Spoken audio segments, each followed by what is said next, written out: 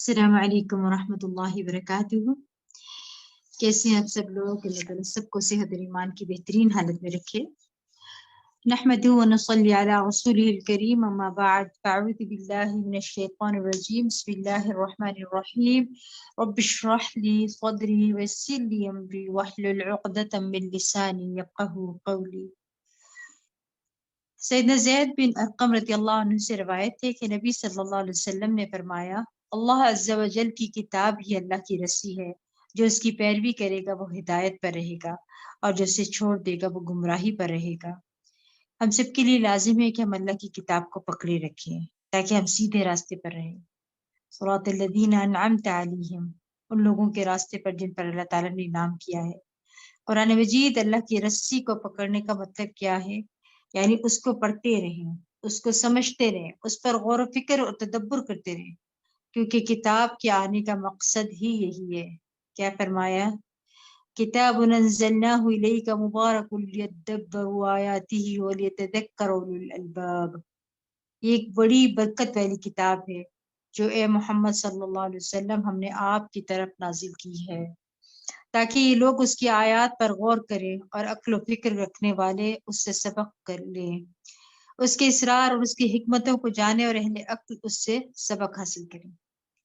حسن بصری رحمۃ اللہ علیہ کہتے ہیں، قرآن اس لیے نازل کیا گیا تاکہ اس پر غور و فکر کیا جائے، لیکن عموماً ہم صرف اس کی قرأت اور اس کے حفظ کو ہی نیکی کا کام سمجھتے ہیں کہ تجوید سے سیکھ لیں اور حفظ کر لیں، بس سمجھتے نہیں ہیں قرآن کو، پڑھتے نہیں ہیں، غور و فکر نہیں کرتے، تو وہ کہتے ہیں یہ نازل ہی اس لیے کیا گیا ہے تاکہ اس پر غور و فکر کیا جائے، اس پر عمل کیا جائے، لیکن لوگوں نے اس کی تلاوت کو اپنا عمل بنا لیا، یعنی تلاوت ہی کو کافی سمجھ لیا ہے۔ امام ابن تیمیہ کہتے ہیں، جو ہدایت کی غرض سے قرآن میں تدبر کرتا ہے اس کے لیے حق کا راستہ واضح ہو جاتا ہے پھر۔ اور زید نے کہا کہ یہ اچھا کام ہے، لیکن فرمایا کہ قرآن مجید کی تلاوت کرتے ہوئے بھی کیا کرنا چاہیے؟ رک رک کر اس پر غور کرنا چاہیے۔ اس لیے تلاوت کا معمول بھی آپ ترجمہ والے قرآن مجید سے بنا لیجیے، کیونکہ خصوصاً جہاں نیچے لفظ کا ترجمہ لکھا ہوتا ہے نا، تاکہ پڑھتے پڑھتے آپ رک جائیں، اللہ سبحانہ تعالیٰ آپ سے کیا کہہ رہے ہیں اس پر غور و فکر کر سکیں، کیونکہ قرآن مجید کی تلاوت اور اس کی سمجھ لازم و ملزوم ہے۔ قرآن کا حق ادا ہی نہیں ہوتا جب تک کہ اس کو اس کے مقصد کے لیے نہ پڑھا جائے جس کے لیے وہ آیا ہے۔ اللہ تعالیٰ سے دعا ہے کہ اللہ تعالیٰ ہمیں اس کی توفیق عطا فرمائے، ہم اس کو سمجھ کر پڑھنے والے بنے یا رب، آمین ثم آمین یا رب العالمین۔ 10واں پارہ۔ بسم اللہ الرحمن الرحیم وَاعْلَمُوا أَنَّمَا غَنِمْتُم مِّن شَيْءٍ فَأَنَّ لِلَّهِ خُمُسَهُ وَلِلرَّسُولِ وَلِذِي الْقُرْبَى وَالْيَتَامَى وَالْمَسَاكِينِ وَابْنِ السَّبِيلِ إِن كُنتُمْ آمَنتُم بِاللَّهِ وَمَا أَنزَلْنَا عَلَى عَبْدِنَا يَوْمَ الْفُرْقَانِ يَوْمَ الْتَقَى الْجَمْعَانِ وَاللَّهُ عَلَى كُلِّ شَيْءٍ قَدِيرٌ۔ بارک اللہ فیک۔ وَاعْلَمُوا أَنَّمَا غَنِمْتُم مِّن شَيْءٍ فَأَنَّ لِلَّهِ خُمُسَهُ وَلِلرَّسُولِ وَلِذِي الْقُرْبَى وَالْيَتَامَى وَالْمَسَاكِينِ وَابْنِ السَّبِيلِ إِن كُنتُمْ آمَنتُم بِاللَّهِ وَمَا أَنزَلْنَا عَلَى عَبْدِنَا يَوْمَ الْفُرْقَانِ يَوْمَ الْتَقَى الْجَمْعَانِ وَاللَّهُ عَلَى كُلِّ شَيْءٍ قَدِيرٌ۔ اور جان لو کہ جو کچھ تم بطور غنیمت حاصل کرو تو اس کا 5واں حصہ اللہ کے لیے، رسول کے لیے اور اس کے قرابت داروں، یتیموں، مسکینوں اور مسافروں کے لیے ہے۔ اگر تم اللہ پر ایمان رکھتے ہو اور اس فتح و نصرت پر جو فیصلہ کے دن ہم نے اپنے بندے پر نازل کی تھی، جبکہ دونوں لشکروں میں مقابلہ ہوا، اور اللہ تعالی ہر چیز پر قادر ہے۔ جنگ بدر کے پس منظر میں آیت نازل ہوئی ہے۔ جنگ بدر میں مسلمانوں کو مال غنیمت حاصل ہوا۔ اس وقت مال غنیمت کے بارے میں کوئی واضح قانون نہیں تھا، اس لیے اس بنا پر مسلمانوں میں کچھ کشمکش بھی ہوئی اور ہر ایک نے اپنا حصہ جتانے کی کوشش کی، تو اس پر انہیں آپس کے تعلقات درست کرنے کے لیے کہا گیا۔ اور پھر تربیت کرنے کے بعد یہاں پر وہ طریقہ بتایا جا رہا ہے کہ مال غنیمت جو جنگ میں حاصل ہوگا وہ کس طرح تقسیم ہوگا۔ مال غنیمت پچھلی امتوں کے لیے حلال نہیں تھا، لیکن رسول اللہ صلی اللہ علیہ وسلم نے فرمایا میرے لیے مال غنیمت حلال کر دیا گیا ہے، اور اس کی تقسیم کس طرح ہوگی؟ اس کے 5 حصے ہوں گے۔ 5واں حصہ اللہ کے لیے اور رسول کے لیے، اللہ کے لیے صرف برکت کے لیے یہاں آیا ہے، ٹھیک ہے، ورنہ اللہ سبحانہ تعالیٰ کو اس مال میں سے کچھ نہیں چاہیے۔ لیکن 5واں حصہ خمس آپ صلی اللہ علیہ وسلم، آپ کے قرابت داروں، مسکینوں اور مسافروں کے لیے ہے، اور پھر باقی حصے جنگ میں شرکت کرنے والوں کے لیے، جس میں سے پیادہ کا 1 حصہ اور گھڑ سوار کے 2 حصے، ایک اس کا اور ایک اس کے گھوڑے کا خرچہ۔ اس طرح مال غنیمت کو تقسیم کرنے کا قانون دے دیا گیا، اور فرمایا اگر تم اللہ پر ایمان رکھتے ہو، یعنی مال غنیمت کی صحیح تقسیم کا تعلق بھی ایمان کے ساتھ ہے۔ مال غنیمت امانت ہے۔ رسول اللہ صلی اللہ علیہ وسلم نے فرمایا مال غنیمت میں سے سوئی یا دھاگا اس سے بھی کم درجے کی چیز ہو تو اسے واپس کر دو، یعنی تقسیم سے پہلے کسی کو ایک سوئی بھی اس میں سے لینے کی اجازت نہیں۔ اور مال غنیمت میں سے خیانت کرنے سے بچو، کیونکہ وہ قیامت کے دن خائن کے لیے باعث عار اور ندامت ہوگی۔ پھر اللہ تعالیٰ فرماتے ہیں جب تم میدان جنگ کے اس کنارے پر تھے اور وہ دشمن پرلے کنارے پر تھے، اور ابو سفیان کا قافلہ تم سے نیچے ساحل کی طرف اتر گیا تھا، اور اگر تم دونوں مسلمان اور کفار باہم جنگ کا عہد و پیمان کرتے تو تم دونوں مقررہ وقت سے پہلے تہی کر جاتے، لیکن اللہ نے تو وہ کام پورا کرنا ہی تھا جو ہو کر رہنے والا تھا، تاکہ جسے ہلاک ہونا ہے وہ دلیل کی بنا پر ہلاک ہو، اور جسے زندہ رہنا ہے وہ بھی دلیل کی بنا پر زندہ رہے، اور اللہ تعالیٰ یقیناً سننے والا اور جاننے والا ہے۔ جنگ بدر کی کچھ تصویر یہاں پیش کی جا رہی ہے۔ 2 فریقوں کو جنگ بدر میں لا کر ایک دوسرے سے بھڑا دیا، یہ اللہ کی تقدیر کا حصہ ہے۔ اس میں بڑے بڑے سرداران قریش مارے گئے تھے، اور یہ ان کے لیے آپ صلی اللہ علیہ وسلم کے ساتھ طرح طرح کی زیادتیاں کرنے کا بدلہ تھا، عذاب تھا، تو اللہ تعالیٰ چاہتا تھا کہ ان کی قوت توڑ دے۔ پھر اللہ فرماتے ہیں کہ اے نبی صلی اللہ علیہ وسلم اس وقت کو یاد کرو جب تمہارے خواب میں اللہ تعالیٰ تمہیں کافی تھوڑے دکھلا رہا تھا، اور اگر وہ آپ کو زیادہ دکھلاتا تو تم لوگ ہمت ہار دیتے اور اس معاملے میں جھگڑنا شروع کر دیتے، لیکن اللہ نے تمہیں بچا لیا، یقیناً وہ دلوں کے راز تک جانتا ہے۔ کافر کیوں تھوڑے دکھا رہا تھا؟ تاکہ مسلمانوں کو حوصلہ مضبوط رہے، نبی کا خواب سچا ہوتا ہے۔ پھر فرمایا اور یاد کرو جب تم دشمن سے ملے، اللہ تعالیٰ نے تمہاری نظروں میں دشمن کی تعداد تھوڑی دکھائی اور دشمن کی نظروں میں تمہیں تھوڑا کر کے پیش کیا، تاکہ اللہ تعالیٰ وہ کام پورا کرے جس کا ہونا مقدر تھا، اور سب کاموں کا انجام تو اللہ ہی کے پاس ہے، یعنی ساری قدرت اور طاقت اور ہر چیز کو کرنا تو اسی کے ہاتھ میں ہے۔ اس لیے جب زندگی میں کوئی مشکل وقت آئے اس کو پکارے، اس کی مدد حاصل کرے، اس کی طرف راغب ہوں، کیونکہ کرنا اس نے ہے۔ یعنی بہت سی چیزیں ہم سمجھتے ہیں نا کہ میرے کرنے سے یا کسی انسان کے کرنے سے مسئلہ حل ہوگا۔ کوششیں اپنی جگہ ہوں، مسلمان میدان جنگ میں تھے، انہوں نے میدان جنگ میں اپنا سب کچھ حاصل کر دیا تھا اسلام کے لیے، لیکن بتانا یہاں یہ مقصود تھا کہ صرف تمہاری کوششوں سے کامیابی حاصل نہیں ہوئی بلکہ یہ اللہ کی تعالیٰ کی طرف سے آئی ہے۔ پھر فرمایا اے ایمان والو جب کسی گروہ سے تمہارا مقابلہ ہو تو ثابت قدم رہو اور اللہ کو بکثرت یاد کرو تاکہ تم کامیاب رہو۔ یہاں پر کامیاب لوگوں کی صفات بتائی جا رہی ہے، یعنی زندگی میں ثابت قدمی بہت ضروری ہے۔ زندگی میں انسان کو کوئی بھی کام جم کر کرتا ہے نا تو کامیابی حاصل ہوتی ہے، چاہے وہ کچھوے کی چال ہی کیوں نہ چل رہا ہو۔ بہت سے لوگ بڑی ذہانتوں کے مالک ہوتے ہیں، بہت سے وسائل ان کے پاس ہوتے ہیں، لیکن زندگی میں کامیاب نہیں ہوتے کیونکہ وہ مستقل مزاجی کے ساتھ کام نہیں کرتے، کام میں ثابت قدمی نہیں دکھاتے، کبھی ایک چیز شروع کر لیتے ہیں، آدھی کی پھر اس کو چھوڑ دیا اور کچھ اور شروع کر دیا، پھر وہاں دل نہیں لگتا، کچھ اور شروع کر دیتے ہیں، ٹھیک ہے۔ اور پھر دوسرا کام اللہ کو بکثرت یاد کیا کرو، یعنی اپنی ہمت بھی لگاؤ اور اللہ کی یاد بھی زیادہ سے زیادہ ہو۔ یہاں کامیابی کے دو نکات بتا دیے، ثابت قدمی اور اللہ کا ذکر، اور اللہ کے ذکر کی کثرت، بہت زیادہ دعائیں، التجائیں، فریادیں، یعنی پیچھے جیسے آیا ہے نا کہ نبی کریم صلی اللہ علیہ وسلم بہت فریادیں کر رہے تھے، تو نبی صلی اللہ علیہ وسلم کون سی دعا کے ساتھ فریاد کر رہے تھے؟ فرمایا تھے یا حی یا قیوم برحمتک استغیث، تیری رحمت کی میں فریاد کرتا ہوں۔ اس میں اس کلمے کے ذریعے جب دعا کی جاتی ہے نا تو قبول ہو جاتی ہے۔ یہ فریادی کلمات ہیں۔ جہاں کہیں کوئی مشکل پیش آئے تو لوگوں کو بتانے اور ان کے پاس جانے کی ضرورت نہیں ہے، براہ راست اللہ تعالیٰ سے اپنا تعلق قائم کرے، کیونکہ ساری چیزوں کا مالک وہی ہے، کرنا اسی نے ہے۔ کوشش کے ساتھ خوب خوب دعائیں۔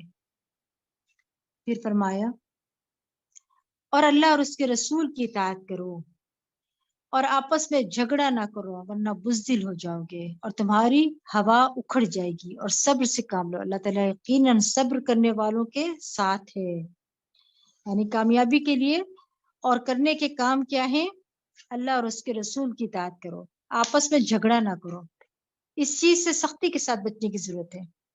جو ٹیم کوئی کام کرنے کے لیے نکلے ان کے دل آپس میں جڑے ہوئے ہوں، ایک دوسرے سے نفرت نہ ہو، ایک دوسرے کو کاٹنا نہ ہو۔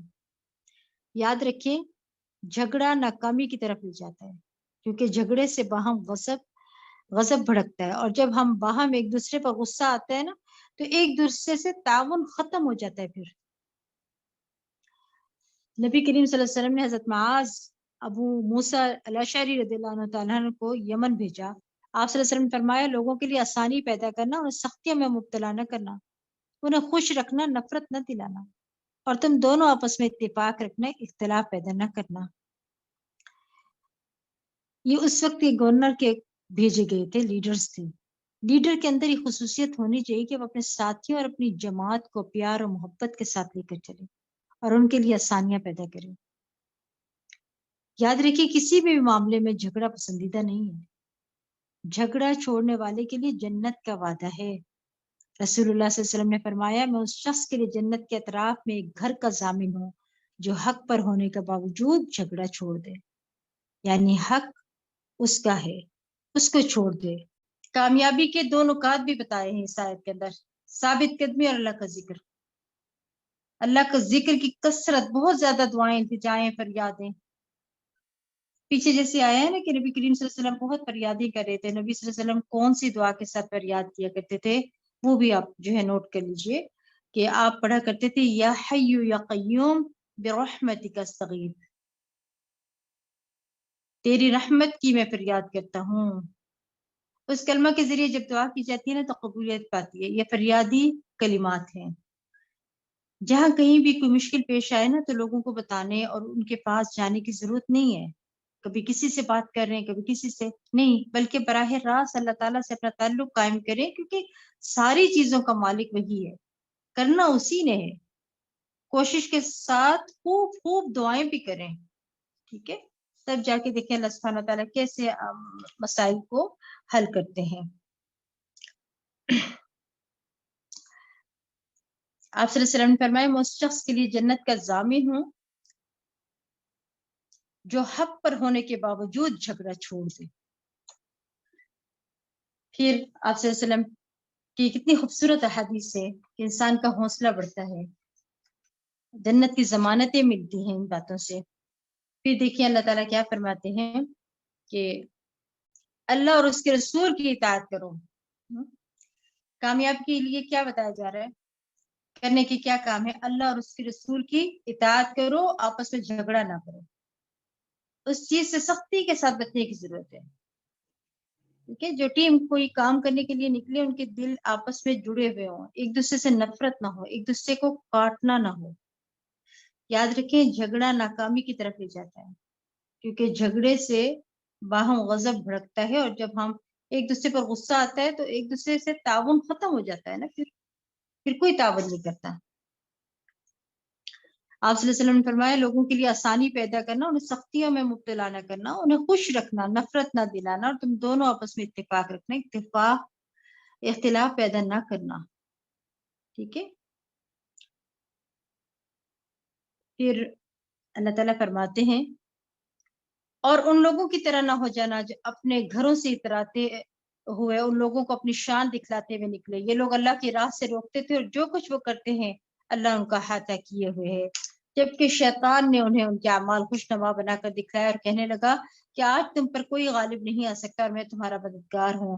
پھر جب دونوں لشکروں کا آمنا سامنا ہوا تو الٹے پاؤں پھر گیا اور کہنے لگا میرا تم سے کوئی واسطہ نہیں, میں وہ کچھ دیکھ رہا ہوں جو تم نہیں دیکھ سکتے. مجھے اللہ سے ڈر لگتا ہے اور اللہ سخت سزا دینے والا ہے. کیا فرمایا جا رہا ہے یہاں پہ؟ دیکھیے شیطان نے کیا کہا, میں اللہ سے ڈرتا ہوں. یہ بھی شیطان کا ایک جھوٹ تھا نا, کیونکہ وہ اللہ سے نہیں ڈرتا.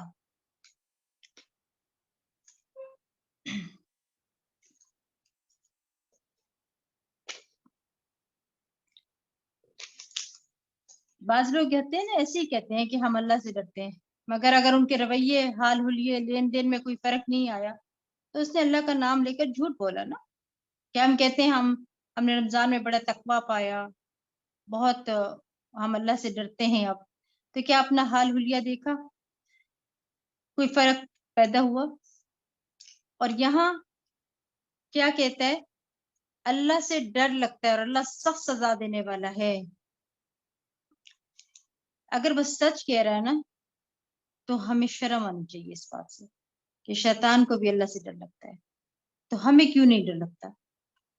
لیکن یاد رکھیے اطاعت کے بغیر اللہ کا خوف کچھ فائدہ نہیں دیتا. اگر کوئی شخص اللہ کی بات نہیں مانتا, اطاعت نہیں کرتا اور کہتا ہے کہ میں اللہ سے ڈرتا ہوں, تو وہ اپنے کہنے میں جھوٹا ہے. تو سچا کون ہے پھر؟ جو اللہ سے ڈر کر پھر اللہ کی رضا کے کام کرے, وہ ہے سچا. کیونکہ جو شخص اللہ سے ڈرتا ہے نا اس میں عاجزی ہوتی ہے. پھر فرمایا جب منافقین اور وہ لوگ جن کے دلوں میں بیماری ہے یہ کہہ رہے تھے کہ ان مسلمانوں کو ان کے دین نے دھوکہ میں ڈال رکھا ہے, حالانکہ اگر کوئی شخص اللہ پر بھروسہ کر لے تو اللہ یقیناً سب پر غالب حکمت والا ہے. کاش آپ اس حالت کو دیکھتے جب فرشتے اور کافروں کی روحیں قبض کر رہے تھے تو ان کے چہروں اور ان کی پشتوں پر ضربے لگاتے تھے, کہتے تھے کہ اب جلانے والے عذاب کا مزہ چکھو.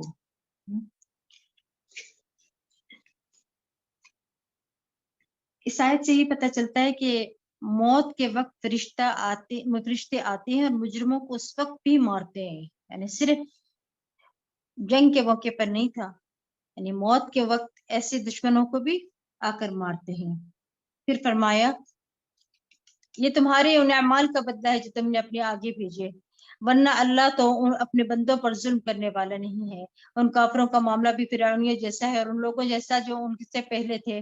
ان لوگوں نے اللہ تعالیٰ کی آیات کا انکار کیا تو اللہ نے ان کے گناہوں کے بدلے انہیں پکڑ لیا. اللہ تعالیٰ یقیناً بڑا طاقتور اور سخت سزا دینے والا ہے.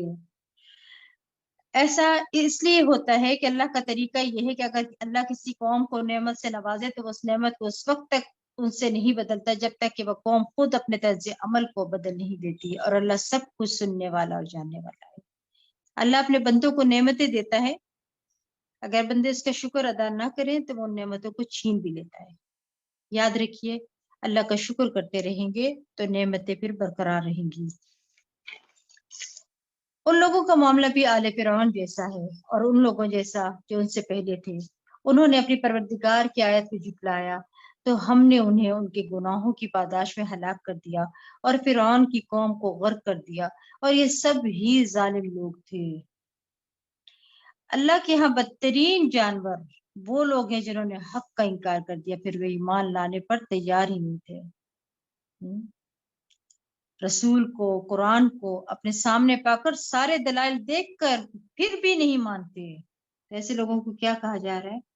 جانور. وہ لوگ جنہوں نے آپ صلی اللہ علیہ وسلم سے عہد کیا پھر وہ ہر بار ہی اپنے عہد کو توڑ دیتے ہیں اور اللہ سے ڈرتے نہیں. ایسے عہد شکن لوگوں کو اگر آپ میدان جنگ میں پالیں تو انہیں عبرتناک سزا دے تاکہ ان کے پیچھے سبق حاصل کریں. اور اگر آپ کو کسی قوم سے خیانت عہد شکنی کا خطرہ ہو تو برابری کی سطح پر ان کا معاہدہ ان کے آگے پھینک دو, کیونکہ اللہ تعالیٰ خیانت کرنے والوں کو پسند نہیں کرتا. اور کافی لوگ ہرگز یہ خیال نہ کریں کہ وہ بازی لے جائیں گے کیونکہ وہ ہمیں عاجز نہیں کر سکتے.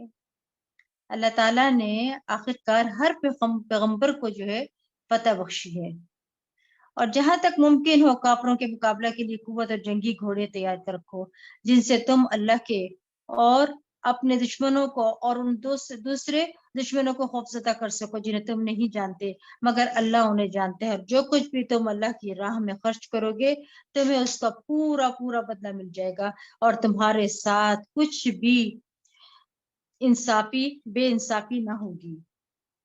یہاں پہ نا نبی کریم صلی اللہ علیہ وسلم کو حکم دیا جا رہا ہے کہ اللہ کا ذکر، اللہ کی مدد کے وعدے کے ساتھ ساتھ تم اپنی تیاریاں بھی جاری رکھو۔ اس تیاری کے لیے لازماً مال درکار ہے نا، تو جو اپنے مال میں سے کچھ بھی خرچ کرے گا وہ بدلہ پائے گا۔ یعنی اگر دشمن صلح کرنے پر آمادہ ہوں اور آپ کا اندیشہ ہو کہ وہ دھوکہ دیں گے، پھر بھی آپ اللہ پر بھروسہ کرتے ہوئے صلح پر آمادہ ہو جائیے، کیونکہ ہمارا دین صلح پسند ہے نا۔ جنگ صرف بوقت ضرورت ہے نا، بلا وجہ تو جنگ کا کوئی حکم نہیں ہے۔ اور اگر وہ صلح کی طرف مائل ہوں تو آپ صلی اللہ علیہ وسلم بھی اللہ پر بھروسہ کرتے ہوئے صلح پر آمادہ ہو جائیے۔ یقیناً وہ سب کچھ جاننے والا اور سب کچھ سننے والا اور جاننے والا ہے۔ اور اگر وہ آپ کو دھوکہ دینے کا ارادہ رکھتے ہوں تو آپ کے لیے اللہ کافی ہے، وہی تو ہے جس نے اپنی مدد سے اور مسلمانوں کے ذریعے آپ کی تائید کی اور ان صحابہ کرام کے دلوں میں الفت ڈال دی۔ اگر آپ وہ سب کچھ خرچ کر ڈالتے جو اس زمین میں موجود ہے تو بھی آپ ان کے دلوں میں الفت پیدا نہ کر سکتے تھے۔ یہ اللہ ہی ہے جس نے ان میں الفت ڈال دی، کیونکہ وہ سب پر غالب اور حکمت والا ہے۔ اس سے کیا سمجھ آ رہی ہے؟ وَأَلَّفَ بَيْنَ قُلُوبِهِمْ، دلوں میں محبت کون ڈالتا ہے؟ اللہ ڈالتا ہے۔ محبت مال سے پیدا نہیں کی جا سکتی۔ بعض گھرانوں میں شوہر بڑے بڑے قیمتی تحفے بیویوں کو لا کر دیتے ہیں، لیکن وقت نہیں دیتے، پاس نہیں بیٹھتے، جذبات کا خیال نہیں رکھتے۔ وہ سمجھتے ہیں کہ صرف مال دے کر خوش کیا جا سکتا ہے، تو کبھی بھی اپنی بیوی کی محبت حاصل نہیں کر سکتے۔ اس کے برعکس ایک غریب شوہر جو بیوی کے جذبات کا خیال رکھتا ہے، اپنی حیثیت کے مطابق اس کی ضروریات کا خیال رکھتا ہے، وہ کہیں زیادہ جواب میں محبت اور عزت پاتا ہے۔ یہ کسی بھی رشتے کے معاملے میں ہے۔ آپ لوگوں کو مال سے نہیں خرید سکتے، مال سے خریدے ہوئے لوگ وقتی فائدے دے سکتے ہیں، ان کی دلوں میں آپ کی مستقل محبت نہیں ہو سکتی۔ یہاں بھی اللہ تعالیٰ فرما رہے ہیں کہ یہ محبت اللہ نے دلوں میں ڈالی ہے۔ اگر آپ وہ سب کچھ خرچ کر ڈالتے جو زمین میں ہے تو بھی آپ ان کے دلوں میں الفت نہیں پیدا کر سکتے تھے۔ دل اللہ کے ہاتھ میں ہوتے ہیں، اللہ جس کے دل میں جس کی محبت ڈالتے یہ اسی کا کام ہے۔ اس لیے اگر بچے آپ سے محبت نہیں کرتے نا، یا بہن بھائیوں کے دلوں میں آپ کے لیے محبت نہیں ہے، یا شوہر کے دل میں نہیں، تو یہ بھی اللہ سے مانگے، یا اللہ ان کے دلوں کو ہمارے لیے مسخر کر دے اور ہماری طرف راغب کر دے، تاکہ ہم اس دنیا میں بھی ایک اچھے خوشگوار تعلق میں ہوں۔ کیونکہ جب آپ کس سے محبت کرتے ہیں اور جواب میں آپ کو محبت نہ ملے تو یہ بڑی تکلیف دہ بات ہوتی ہے۔ سیدنا ابن عباس کہتے ہیں کہ بے شک جب اللہ کچھ دلوں کو ایک دوسرے کے قریب کر دیتا ہے تو کوئی چیز انہیں دور نہیں کر سکتی، ایک دوسرے کے خلاف بھڑکائیں تو بھی انہیں توڑ نہیں سکتی۔ بعض اوقات دشمن کی یہ چال ہوتی ہے نا کہ پھوٹ ڈالنے کے لیے ایک دوسرے کے درمیان غلط فہمیاں ڈالنا۔ پھر انہوں نے اس آیت کی تلاوت کی، لوگوں کی ڈالی ہوئی غلط فہمیاں کوئی نقصان نہیں دیتی اگر اللہ محبت ڈالے رکھے تو نکتہ کیا ہے پھر یہاں پہ راز کیا ہے؟ کسی بھی مسئلے میں اپنے معاملہ اللہ سے درست کر لیں، وہ آپ کے سارے معاملات کا ذمہ لے لے گا اور آپ کے معاملات درست کر دے گا۔ ہم بعض اوقات دوسروں پر الزام تراشی شروع کر دیتے ہیں یا صرف رونے دھونے سے کام لیتے ہیں، اللہ سبحانہ تعالیٰ کی طرف رجوع نہیں کرتے اور مسائل حل نہیں ہوتے۔ تو سب سے آسان طریقہ کیا ہے؟ ایاک نعبد و ایاک نستعین، ہم تیری عبادت کرتے ہیں، تیرے ہی بندے ہیں، تجھ سے ہی مدد چاہتے ہیں، تو نے ہی مسئلہ حل کرنا ہے، کوشش ہم کریں گے، مدد تو کرے گا۔ اور پھر آپ دیکھیں کیسے کیسے معجزات ہوتے ہیں۔ یہ دعائیں بھی پڑھنی چاہیے ہمیں، اللہم الف بین قلوبنا واصلح ذات بیننا واہدنا سبل السلام، آخر تک۔ یہ جھگڑوں کی فساد میں بہترین دعا ہے۔ اے اللہ ہمارے دلوں میں الفت پیدا فرما دے اور ہمارے آپس میں معاملات کی اصلاح کر دے اور سلامتی کے راستوں کی طرف ہماری رہنمائی فرما، اور ہمیں اندھیروں سے نجات دے کر نور کی طرف لیا، اور ہمیں تمام ظاہری اور چھپی بدکاریوں سے محفوظ رکھ، اور ہمارے لیے ہمارے کانوں، ہماری آنکھوں اور ہمارے دلوں اور ہمارے زوج اور ہمارے بچوں میں برکت عطا فرما اور ہماری توبہ قبول فرما۔ بلا شبہ تو بہت زیادہ توبہ قبول کرنے والا، رحم کرنے والا، اور ہمیں اپنی نعمتوں کا شکر کرنے والا بنا دے، ان کی تعریف کرنے والا، ان کو قبول کرنے والا بنا دے، ان نعمتوں کو ہم پر کامل فرما دے۔ اس دعا کو نا اپنا پڑھنا معمول بنا لیں، کثرت کے ساتھ یہ دعا پڑھا کریں۔ پھر فرمایا یا ایھا النبی حسبک اللہ ومن اتبعک من المؤمنین، اے نبی صلی اللہ علیہ وسلم آپ کے لیے اور ان مومنوں کے لیے جو آپ کے حکم پر چلتے ہیں اللہ ہی کافی ہے۔ یعنی اللہ کس کے لیے کافی ہے؟ ان مومنوں کے لیے جو نبی صلی اللہ علیہ وسلم کی پیروی کریں۔ یاد رکھیے اللہ کے احکامات کی حفاظت کریں تو اللہ کی حفاظت ملتی ہے۔ سیدنا عبداللہ بن عباس کہتے ہیں کہ میں ایک دن رسول اللہ صلی اللہ علیہ وسلم کے پیچھے سوار تھا اور وہ 10-11 سال کے تھے۔ نبی کریم صلی اللہ علیہ وسلم نے فرمایا اے لڑکے میں تجھے چند کلمات سکھا رہا ہوں کہ اللہ کے احکام کی حفاظت کرو، اللہ تمہاری حفاظت کرے گا، تم اسے اپنے سامنے پاؤ گے۔ بچوں کی باتیں بچپن سے ہی سمجھا دینی چاہیے نا، تاکہ بچپن سے ہی وہ اپنی نمازوں کی حفاظت کرے۔ پھر تمہاری دعائیں قبول ہوں گی اور تمہیں اللہ کی طرف مدد آئے گی۔ اتنی خوبصورت نصیحت ہے جو آپ صلی اللہ علیہ وسلم کر رہے ہیں۔ یاد رکھیے جو اطاعت نہیں کرتا نا اس کے لیے اللہ کی حفاظت کا ذمہ بھی نہیں ہے۔ رسول اللہ صلی اللہ علیہ وسلم نے فرمایا جان بوجھ کر نماز مت ترک کیا کرو، اس لیے کہ جو شخص جان بوجھ کر نماز چھوڑ دیتا ہے تو یقیناً اس سے اللہ کی ذمہ داری ختم ہو جاتی ہے، تو پھر وہ اس کو اس کے حوالے کر دیتا ہے۔ پھر فرمایا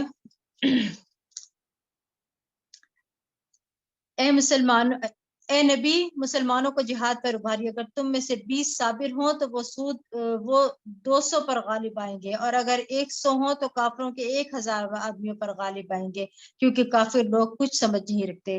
اللہ نے تم سے تخفیف کر دی اور اس سے معلوم ہوا کہ اب تم میں ضعف ہے، لہٰذا اگر تم میں سے 100 صبر کرنے والے ہوں تو وہ 200 پر غالب آئیں گے، اور اگر 1000 ہوں تو اللہ کے حکم سے 2000 پر غالب آئیں گے، اور اللہ صبر کرنے والوں کے ساتھ ہے۔ یعنی کامیابی صبر کے ساتھ ہے۔ دین کی سمجھ رکھنے والا، اللہ کی معرفت اختیار کرنے والا، اللہ تعالیٰ کے احکامات کو سمجھنے والا اللہ کی مدد پاتا ہے۔ پھر کتنی بڑی خوشخبری۔ صبر مشکل ہوتا ہے نا، جب کوئی تکلیف دینے والی بات یا کام یا چیز سامنے آتی ہے، یا کوئی غم دینے والی یا کوئی خوف میں مبتلا کرنے والی، تو ہم صبر کا دامن چھوڑ دیتے ہیں اور سمجھتے ہیں کہ شاید واویلا کرنے سے مسائل حل ہو جائیں گے، جبکہ یہاں پر حکم دیا گیا کہ صبر کرو، اللہ سے مدد مانگو، اس انرجی کو جو غم خوف پریشانی میں لگ رہی ہے اس کو دعاؤں میں تبدیل کر لو، اللہ کی مدد آ جائے گی۔ پھر اللہ تعالیٰ فرماتے ہیں نبی کے لیے یہ مناسب نہیں تھا کہ اس کے پاس جنگی قیدی آتے تاکہ زمین میدان جنگ میں کافروں کو اچھی طرح قتل نہ کر دیا جاتا۔ تم دنیا کا مال چاہتے ہو جبکہ اللہ تمہارے لیے آخرت چاہتا ہے، اور اللہ ہی غالب اور حکمت والا ہے۔ اگر ایسا ہونا پہلے سے نہ لکھا جا چکا ہوتا تو جو کچھ تم نے فدیہ لیا ہے اس کے پاداش میں تمہیں بہت بڑی سزا دی جاتی۔ جو کچھ تم نے بطور غنیمت حاصل کیا ہے اسے تم کھا سکتے ہو، یہ حلال اور پاکیزہ ہے، اور اللہ سے ڈرتے رہو، اللہ یقیناً معاف کرنے والا اور رحم کرنے والا ہے۔ اے نبی صلی اللہ علیہ وسلم جو قیدی آپ لوگوں کے قبضہ میں ہیں انہیں کہیے کہ اگر اللہ نے تمہارے دلوں میں کچھ بھلائی دیکھی تو جو کچھ مال وغیرہ تم سے چھن چکا ہے اس سے بہتر عطا کر دے گا اور تمہیں معاف کر دے گا، اور اللہ معاف کر دینے والا اور رحم کرنے والا ہے۔ اور اگر وہ آپ لوگوں سے خیانت کا ارادہ رکھتے ہوں تو اس سے بیشتر وہ اللہ سے بھی خیانت کر چکے ہیں، جس کی سزا انہیں یہ ملی کہ وہ آپ کے قبضہ میں آ گئے، اور اللہ سب کچھ جاننے والا اور حکمت والا ہے۔ جو لوگ ایمان لائے اور ہجرت کی اور اللہ کی راہ میں اپنے اموال اور جانوں سے جہاد کیا، اور وہ لوگ جنہوں نے ان مہاجرین کو پناہ دی اور ان کی مدد کی، سب ایک دوسرے کے ولی ہیں۔ اور جو لوگ ایمان تو لائے لیکن ہجرت نہیں کی ان سے تمہارا ولایت کا کوئی تعلق نہیں تاکہ وہ ہجرت کر کے آ جائیں، اور اگر وہ دین کے بارے میں تم سے مدد طلب کرے تو تم پر ان کی مدد کرنا لازم ہے، مگر کسی ایسی قوم کے خلاف نہیں جن سے تمہارا معاہدہ ہو، اور جو کچھ تم کرتے ہو اللہ اسے دیکھ رہا ہے۔ پھر فرمایا والذین کفروا بعضهم اولیاء بعض، اور جو کافر ہیں تو وہی ایک دوسرے کے وارث ہیں، اگر تم ایسا نہ کرو گے تو ملک میں فتنہ اور بڑا فساد برپا ہو جائے گا۔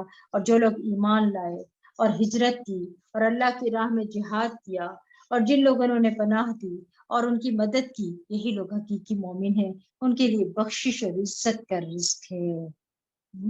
کیا فرمایا جا رہا ہے کہ والذین آمنوا، اور جو لوگ ایمان لائے یعنی نبی صلی اللہ علیہ وسلم پر، وہاجروا اور ہجرت کی آپ صلی اللہ علیہ وسلم کے ساتھ مدینہ کی طرف، وجاہدوا فی سبیل اللہ اور اللہ کے راستے میں جہاد کیا جیسے جنگ بدر کے موقع پر، والذین آووا ونصروا اور جن لوگوں نے انہیں پناہ دی یعنی انصار، ان کی مدد کی یعنی مدینہ والے، اولئک هم المؤمنون حقا لهم مغفرۃ ورزق کریم۔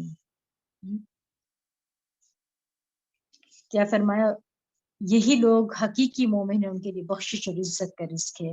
اور جو لوگ ہجرت نبی کے بعد ایمان لائے اور ہجرت کر کے آگے تمہارے ساتھ مل کر جہاد کیا، وہ بھی تم میں شامل ہے، مگر اللہ کے نوشتہ میں خون کے رشتہ دار ایک دوسرے کے زیادہ حقدار ہیں، اللہ تعالیٰ یقیناً ہر چیز کو خوب جانتا ہے۔ یاد رکھیں، یہاں دین کی مدد جن دو طریقے سے کی جاتی ہے نا، اس کی تفصیل بیان کی گئی ہے، یا مہاجرین کی شکل میں یا انصار کی شکل میں، یا انسان اللہ کی دین کی خاطر اپنا سب کچھ قربان کر دیتا ہے نا، یا قربان کرنے والوں کو پناہ دیتا ہے، ان کی مدد کرتا ہے، تو دونوں کے باہم تعاون سے دین آگے بڑھتا ہے۔ یہاں پر آپ صلی اللہ علیہ وسلم کے ساتھی جو مکہ سے آئے اور مدینہ والے، ان کے باہمی تعلق اور ان کی محبت اور ایک مقصد میں اکٹھا ہونے کو بیان کیا جا رہا ہے۔ ٹھیک ہے، ہم دیکھتے ہیں کہ کس طرح آپ صلی اللہ علیہ وسلم نے مکہ سے آنے والوں کو مدینہ والوں کا بھائی بھائی بنا دیا، حتیٰ کہ انہوں نے ان کو اپنے باغوں میں، اپنے گھروں میں، اپنے اموال میں شریک کر لیا تھا۔ ایک واقعہ ہے جو بہت مشہور ہے، جو ہم اکثر ہی پڑھتے رہتے ہیں، وہ حضرت عبد الرحمن بن عوف رضی اللہ عنہ کا ہے۔ ان کے لیے سعد بن ربیع رضی اللہ عنہ نے کہا ان سے، میری 2 بیویاں ہیں، میں ایک کو طلاق دے دیتا ہوں جس کو تم پسند کرو، اور پھر تم چاہو تو اس سے نکاح کر لینا۔ لیکن انہوں نے شکریہ ادا کرتے ہوئے حضرت عبد الرحمن بن عوف نے کہا کہ مجھے بازار کا راستہ بتاؤ، دلنی علی السوق، مجھے بازار کا راستہ بتاؤ، میں خود کام کروں گا اور کماؤں گا۔ یعنی انہوں نے بھی لالچ نہیں رکھی، کیونکہ وہ مال کے لیے تو آئے نہیں تھے نا، جس مقصد کے لیے آئے تھے، جو نیت اور غرض ذہن میں تھی، اسی کے لیے کام کر رہے تھے۔ سیدنا انس رضی اللہ عنہ کہتے ہیں کہ جب نبی کریم صلی اللہ علیہ وسلم مدینہ تشریف لائے تو آپ کے پاس مہاجرین نے آ کر عرض کیا، اے اللہ کے رسول، جس قوم کے پاس ہم آئے ہیں ان سے بڑھ کر ہم نے کوئی ایسی قوم نہیں دیکھی جو بہت زیادہ خرچ کرنے والی ہے اور تھوڑا مال ہونے کی صورت میں بھی دوسروں کے ساتھ غم خواری کرنے والی ہے۔ اگر نہیں بھی پھر بھی دوسرے کا خیال کرتے ہیں، دل جوئی کرتے ہیں۔ بعض اوقات انسان کے پاس نہیں ہوتا نا، لیکن کوئی اچھی بات ہی کر دیتا ہے، اور بعض اوقات ہوتا ہے اور دے کر احسان جتا کر اسے ضائع کر دیتا ہے۔ چنانچہ انہوں نے ہمیں محنت و مشقت سے باز رکھا، ہمیں آرام اور راحت میں شریک کیا، یہاں تک کہ ہمیں خوف ہے کہ ساری نیکیوں کا ثواب ان کو نہ مل جائے۔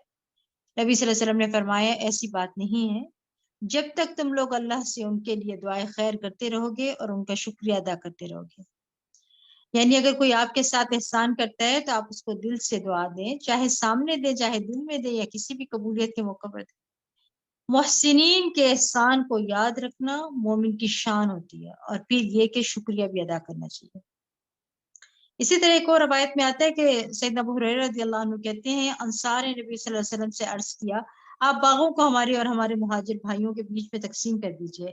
آپ نے فرمایا نہیں۔ اس پر انصار نے مہاجرین سے کہا، آپ لوگ ہمارے باغوں کی دیکھ بھال کا ذمہ لیں، ہم آپ کو پیداوار میں شریک کر لیں گے۔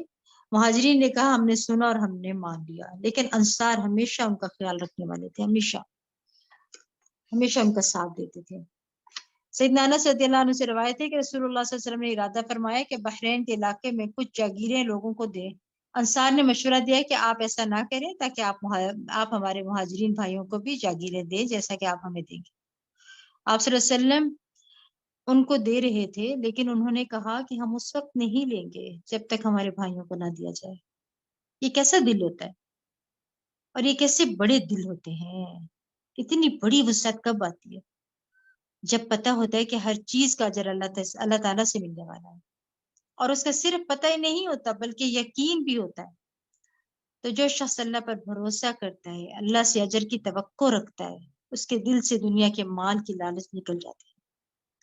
وہ سوچتا ہے کہ یہ اللہ تعالیٰ کا دیا ہوا ہے، اگر اللہ تعالیٰ نے آج دیا ہے تو کل بھی دے گا، اگر ہم نے آج کسی کو دیا ہے تو کمی تھوڑی آ جائے گی۔ آپ صلی اللہ علیہ وسلم نے فرمایا عنقریب تم دیکھو گے کہ لوگوں کو تم پر ترجیح دی جائے گی، ایسے حالات میں میری ملاقات تک صبر کرنا۔ سورۃ التوبہ۔ أعوذ بالله من الشيطان الرجيم براءة من الله ورسوله إلى الذين عاهدتم من المشركين اعوذ باللہ من الشیطان الرجیم۔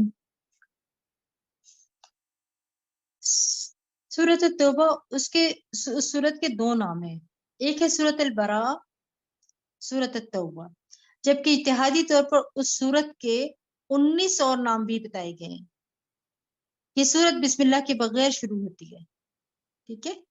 نبی صلی اللہ علیہ وسلم نے اس کو اسی طرح لکھوایا ہے، اور پھر جب مصحف عثمانی تیار کیا گیا تو اس میں بھی اس کو اسی طرح لکھ دیا گیا۔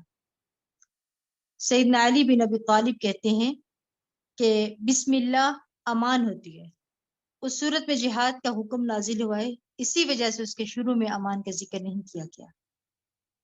توبہ کا لفظ سب سے زیادہ بار قرآن مجید میں اسی صورت میں آتا ہے، تقریباً 16 بار، اور اس کے بعد سورۃ البقرہ میں 13 بار آتا ہے، تو اس کا نام پھر بھی سورۃ التوبہ ہے۔ سورۃ الانفال جنگ بدر کے بعد نازل ہوئی، جو مدینہ کی ابتدائی صورتوں میں سے ہے، اور یہ بھی مدنی صورت ہے۔ یہ آخری جنگ تبوک کے بعد نازل ہوئی، کچھ اس دوران نازل ہوئی، یہ ایک ابتدا ہے اور ایک انتہا ہے، ٹھیک ہے؟ دونوں کا مضمون باہم ملتا جلتا ہے، دونوں میں غزوات سے متعلق زیادہ تر احکامات ہیں، اور اس کے علاوہ بھی اصلاح، تزکیہ، تربیہ کی باتیں ہیں اس کے اندر۔ اعوذ باللہ من الشیطان الرجیم، براءۃ من اللہ ورسولہ الی الذین عاہدتم من المشرکین، جن مشرکوں سے تم نے معاہدے کر رکھے تھے، اب اللہ اور اس کا رسول ایسے معاہدوں سے دستبردار ہوتے ہیں۔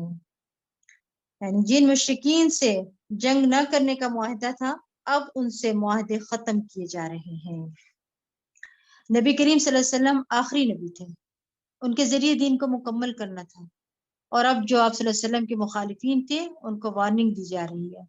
اپنا مستقبل تم سوچ لو، اگر تم نے نبی کا ساتھ نہیں دیا تو یہاں تمہارے لیے کوئی ٹھکانہ نہیں ہے۔ پھر فرمایا، اے مشرکو، تم زمین میں 4 ماہ چل پھر لو، اور یہ جان لو کہ تم اللہ کو عاجز نہیں کر سکتے، اور اللہ یقیناً کافروں کو رسوا کرنے والا ہے۔ یہ اللہ اور اس کے رسول کی طرف سے حج اکبر کے دن تم لوگوں کے لیے اعلان کیا جاتا ہے کہ اللہ اور اس کا رسول مشرکوں سے بری ذمہ ہے، لہٰذا اگر تم توبہ کر لو تو تمہارے حق میں بہتر ہے، اور اگر تم اعراض کرو تو خوب جان لو کہ تم اللہ کو عاجز نہیں کر سکتے، اور اے نبی ان کافروں کو دردناک عذاب کی خوشخبری دے دیجئے۔ ہاں، جن مشرکوں سے تم نے معاہدہ کیا ہو پھر انہوں نے اسے پورا کرنے میں کوئی کمی نہ کی ہو، اور نہ ہی تمہارے خلاف کسی کی مدد کی ہو، تو ان کے ساتھ اس عہد کا معینہ مدت تک پورا کرو، کیونکہ اللہ تعالیٰ پرہیزگاروں کو پسند کرتا ہے۔ یہ بھی تقوی کی علامت ہے نا کہ انسان اپنے عہد کو نبھائے۔ جب حرمت والے 4 مہینے ذوالقعدہ، ذوالحجہ، محرم، رجب گزر جائیں تو مشرکین کو دی جانے والی مہلت ختم ہو جائے گی۔ یاد رکھیے، توبہ اسی وقت سچی ہوتی ہے نا، سچی ثابت ہوتی ہے جب انسان کا عمل بدلتا ہے۔ زبانی توبہ کو عمل کے ساتھ ثابت کرنا لازم ہے۔ نماز کے ساتھ زکوٰۃ کا بھی حکم دیا گیا ہے، کیونکہ ارکان خمسہ میں نماز کے بعد زکوٰۃ کا ذکر آتا ہے نا، کیونکہ یہ فقراء کا حق ہے۔ کوئی بھی سوسائٹی اس وقت تک ترقی نہیں کر سکتی جب تک اس کے کمزور لوگوں کو ان کا حق نہ دیا جائے، تو انہیں نماز اور زکوٰۃ کی شرط پر امان ملی۔ پھر کیا فرمایا جا رہا ہے؟ پھر جب یہ حرمت والے 4 مہینے گزر جائیں تو مشرکوں کو جہاں پاؤ قتل کرو، انہیں پکڑو، ان کا محاصرہ کرو، اور ان کی طاق میں ہر گھات کی جگہ بیٹھو۔ پھر اگر وہ توبہ کر لیں، نماز قائم کرے اور زکوٰۃ ادا کرنے لگے تو ان کی راہ میں چھوڑ دو، کیونکہ اللہ درگزر کرنے والا اور رحم کرنے والا ہے۔ اور اگر ان مشرکوں میں سے کوئی آپ سے پناہ طلب کرے تو اسے پناہ دیجیے، تاکہ وہ اطمینان سے اللہ کا کلام سن لے، پھر اسے اس کی جائے امن تک پہنچا دو۔ یہ اس لیے کرنا چاہیے کہ وہ لوگ علم نہیں رکھتے۔ یعنی اس آیت سے پتہ چلتا ہے کہ بغیر ان کے جہالت میں لوگوں کو ختم نہیں کرو۔ پھر فرمایا اللہ اور اس کے رسول کے ہاں مشرکوں کا عہد کیسے معتبر ہو سکتا ہے بجز ان لوگوں کے جنہوں نے مسجد حرام کے پاس تم سے عہد کیا تھا، تو جب تک وہ تمہارے ساتھ سیدھے رہیں تم بھی ان کے ساتھ سیدھے رہو۔ اللہ تعالیٰ یقیناً پرہیزگاروں کو پسند کرتا ہے۔ ان کا عہد معتبر ہو بھی کیسے سکتا ہے جبکہ وہ تم پر قابو پائیں تو تمہارے معاملے میں نہ کسی رشتہ کا لحاظ رکھیں گے اور نہ عہد کا۔ وہ باتوں سے ہی تمہیں خوش کرتے ہیں جبکہ ان کے دل وہ بات تسلیم نہیں کرتے، اور ان میں سے اکثر بد عہد ہیں۔ انہوں نے اللہ کی آیات کو تھوڑی سی قیمت پر بیچ دیا، لوگوں کو اللہ کی راہ سے روک دیا۔ بہت برے ہیں وہ کام جو وہ کر رہے ہیں۔ آیات کی تھوڑی قیمت سے مراد کیا ہے کہ حق بات کو چھپا دینا یا بات کو مروڑ کر بیان کرنا کہ کسی کو سمجھ ہی نہ آئے حق بات کیا ہے۔ وہ کسی مومن کے معاملہ میں نہ کسی قرابت کا لحاظ رکھتے اور نہ عہد کا، اور یہی لوگ شرارتوں میں حد سے بڑے ہوئے۔ ہاں اگر یہ توبہ کر لیں، نماز قائم کریں اور زکوٰۃ ادا کرنے لگے تو تمہارے دینی بھائی ہیں، اور ہم اپنے احکام ان لوگوں کے لیے تفصیل سے بیان کرتے ہیں جو علم رکھتے ہیں۔ پھر فرمایا اور اگر وہ معاہدہ کرنے کے بعد اپنی قسمیں توڑ دیں اور دین میں تانا زنی کریں تو کفر کے علمبرداروں سے جنگ کرو، ان کی قسموں کا کچھ اعتبار نہیں، اور اس لیے جنگ کرو کہ وہ باز آ جائیں۔ کیا تم ایسے لوگوں سے لڑو گے جنہوں نے اپنی قسمیں توڑ دی اور انہوں نے ہی رسول کو مکہ سے نکال دینے کا قصد کر رکھا تھا، اور لڑائی کی ابتدا بھی انہوں نے ہی کی؟ کیا تم ان سے ڈرتے ہو حالانکہ اللہ اس بات کا زیادہ حق رکھتا ہے کہ تم اس سے ڈرو اگر تم مومن ہو۔ یاد رکھیے خوف، خشیت اور رحمت صرف اللہ سے ہونی چاہیے، ٹھیک ہے؟ جو اللہ تعالیٰ سے ڈرتا ہے اللہ تعالیٰ اس کے معاملات درست کر دیتا ہے، پھر اس کے دل سے لوگوں کا خوف نکل جاتا ہے، اور جو لوگوں سے ڈر کر ان سے ہی بنانے کی فکر کرتا ہے اللہ کو ناراض کر لیتا ہے تو لوگ بھی راضی نہیں ہوتے پھر، اور اللہ بھی ناراض ہوتا ہے، اور پھر انسان کہیں کبھی نہیں رہتا۔ اللہ سے ڈرنے کا معیار کیا ہے؟ اللہ سے ڈرنے کا مطلب کیا ہے؟ نبی صلی اللہ علیہ وسلم نے فرمایا تم اللہ سے اس طرح ڈرو گویا تم اللہ کو دیکھ رہے ہو۔ اگر یہ مرتبہ حاصل نہ ہو تو کم از کم اتنا یقین رکھو کہ بے شک اللہ تم کو دیکھ رہا ہے۔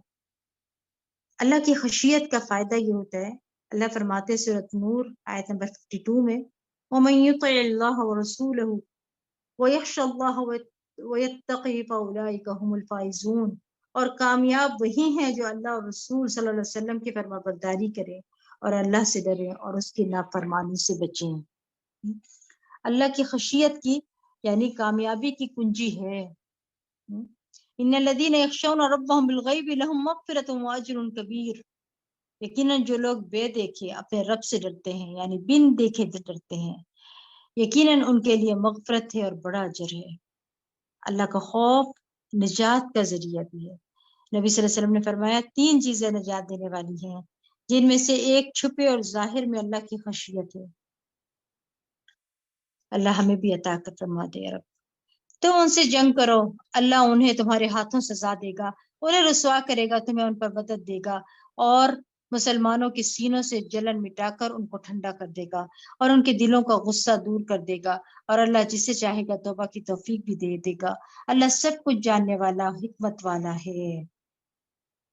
کیا تم نے یہ سمجھ رکھا ہے کہ تمہیں یوں ہی چھوڑ دیا جائے گا جبکہ اللہ نے ابھی تک یہ معلوم ہی نہیں کیا کہ تم میں سے کن لوگوں نے جہاد کیا اور اللہ اور اس کے رسول اور مومنوں کے سوا کسی کو اپنا دینی دوست نہیں بنایا، اور جو کچھ تم کرتے ہو اللہ اس سے خوب واقف ہے۔ مشرکوں کا یہ کام نہیں کہ وہ اللہ کی مسجدوں کو آباد کریں، وہ تو خود اپنے آپ پر کفر کی شہادت دے رہے ہیں۔ یہی لوگ ہیں جن کے سب اعمال ضائع ہو گئے اور وہ ہمیشہ دوزخ میں رہیں گے۔ اللہ کی مساجد کو آباد کرنا تو اس کا کام ہے جو اللہ پر اور آخرت کے دن پر ایمان لائے، نماز قائم کرے، زکوٰۃ ادا کرے اور اللہ کے سوا کسی سے نہ ڈرے۔ امید ہے کہ ایسے ہی لوگ ہدایت یافتہ ہوں گے۔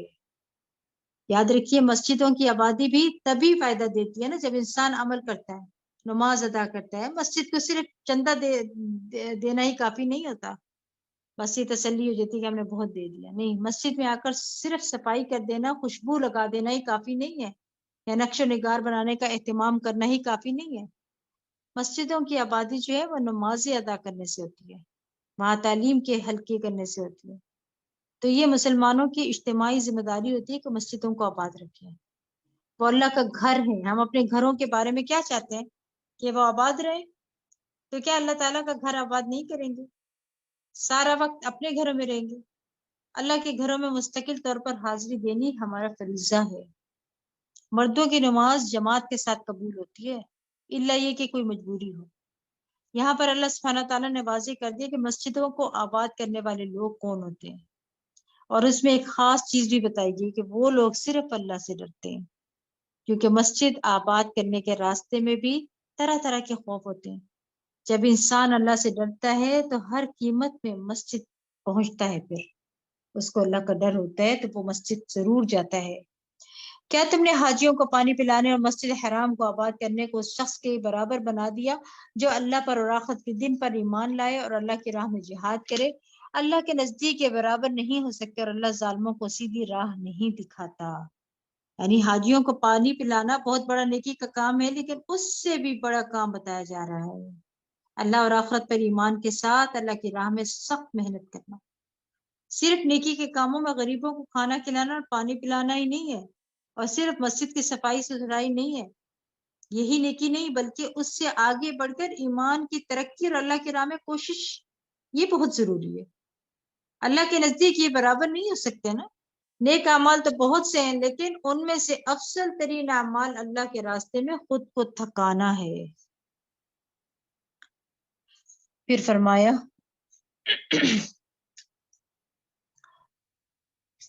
جو لوگ ایمان لائے اور ہجرت کی اور اپنے اموال اور جانوں سے اللہ کی راہ میں جہاد کیا، اللہ کے ہاں ان کا بہت بڑا درجہ ہے، اور ایسے ہی لوگ کامیاب ہیں. ان کا پروردگار انہیں اپنی رحمت اور رضامندی کی خوشخبری دیتا ہے، اور ان کے لیے ایسے باغات ہیں جن کی نعمتیں دائمی ہیں، وہ ان میں ہمیشہ رہیں گے. بلا شبہ اللہ کے ہاں ان کے لیے بہت بڑا اجر ہے. اے ایمان والو، اگر تمہارے باپ اور تمہارے بھائی ایمان کے مقابلے میں کفر کو پسند کریں تو انہیں بھی اپنا رفیق نہ بناؤ، اور تم میں سے جو شخص انہیں رفیق بنائے تو ایسے ہی لوگ ظالم ہیں. اے نبی، آپ مسلمانوں سے کہہ دیجئے کہ اگر تمہیں اپنے باپ، اپنے بیٹے، اپنے بھائی، اپنی بیویاں، اپنے کنبہ والے اور اموال جو تم نے کمائے ہیں، اور تجارت جس کے مندہ پڑنے سے تم ڈرتے ہو، اور تمہارے مکان جو تمہیں پسند ہے، اللہ اس کے رسول اور اس کی راہ میں جہاد کرنے سے زیادہ محبوب ہے، تو انتظار کرو یہاں تک کہ اللہ اپنا حکم لے آئے، اور اللہ نافرمان لوگوں کو راہ نہیں دکھاتا. یاد رکھیے، زندگی کے ہر معاملے میں اللہ اور اس کے رسول کو مقدم رکھنا ہوگا، ان کی اطاعت کو، ان کے قول کو، ان کی رضا کو. اللہ سے خوف اور امید بھی اللہ سے بڑھ کر کسی اور سے نہیں. اگر ایسا نہیں تو اللہ سبحانہ تعالیٰ اپنا فیصلہ لے آئے گا. تو ایمان والے وہ ہیں جن کو اللہ اور اس کے رسول سے زیادہ کوئی محبوب نہ ہو، اور اگر کوئی زبانی دعویٰ کرے تو یہ دعویٰ ان کا جھوٹا ہوگا، ٹھیک ہے، اور وہ اپنے قول سے اپنی ہی بات کو جھٹلا رہا ہوگا. تو اس لیے ضروری ہے کہ ہماری محبتوں کا محور اور مرکز اللہ اور اس کا رسول اور اس کی راہ میں محنت ہو. ہم اپنے گھر والوں سے زیادہ، اپنے مال و اولاد سے زیادہ، اپنی ذات سے زیادہ اللہ اور اس کے رسول سے محبت ہونی چاہیے. رسول اللہ صلی اللہ علیہ وسلم نے فرمایا، کوئی بندہ اس وقت تک مومن نہیں ہو سکتا جب تک کہ میں اس کے نزدیک اس کے گھر والوں، اس کے مال اور تمام لوگوں سے زیادہ محبوب نہ ہو جاؤں. رسول اللہ صلی اللہ علیہ وسلم نے فرمایا، اس ذات کی قسم جس کے ہاتھ میں میری جان ہے، تو میں سے کوئی اس وقت تک مومن نہیں ہو سکتا جب تک کہ میں اس کے والد اور اس کی اولاد سے بھی زیادہ اس کا محبوب نہ ہو جاؤں.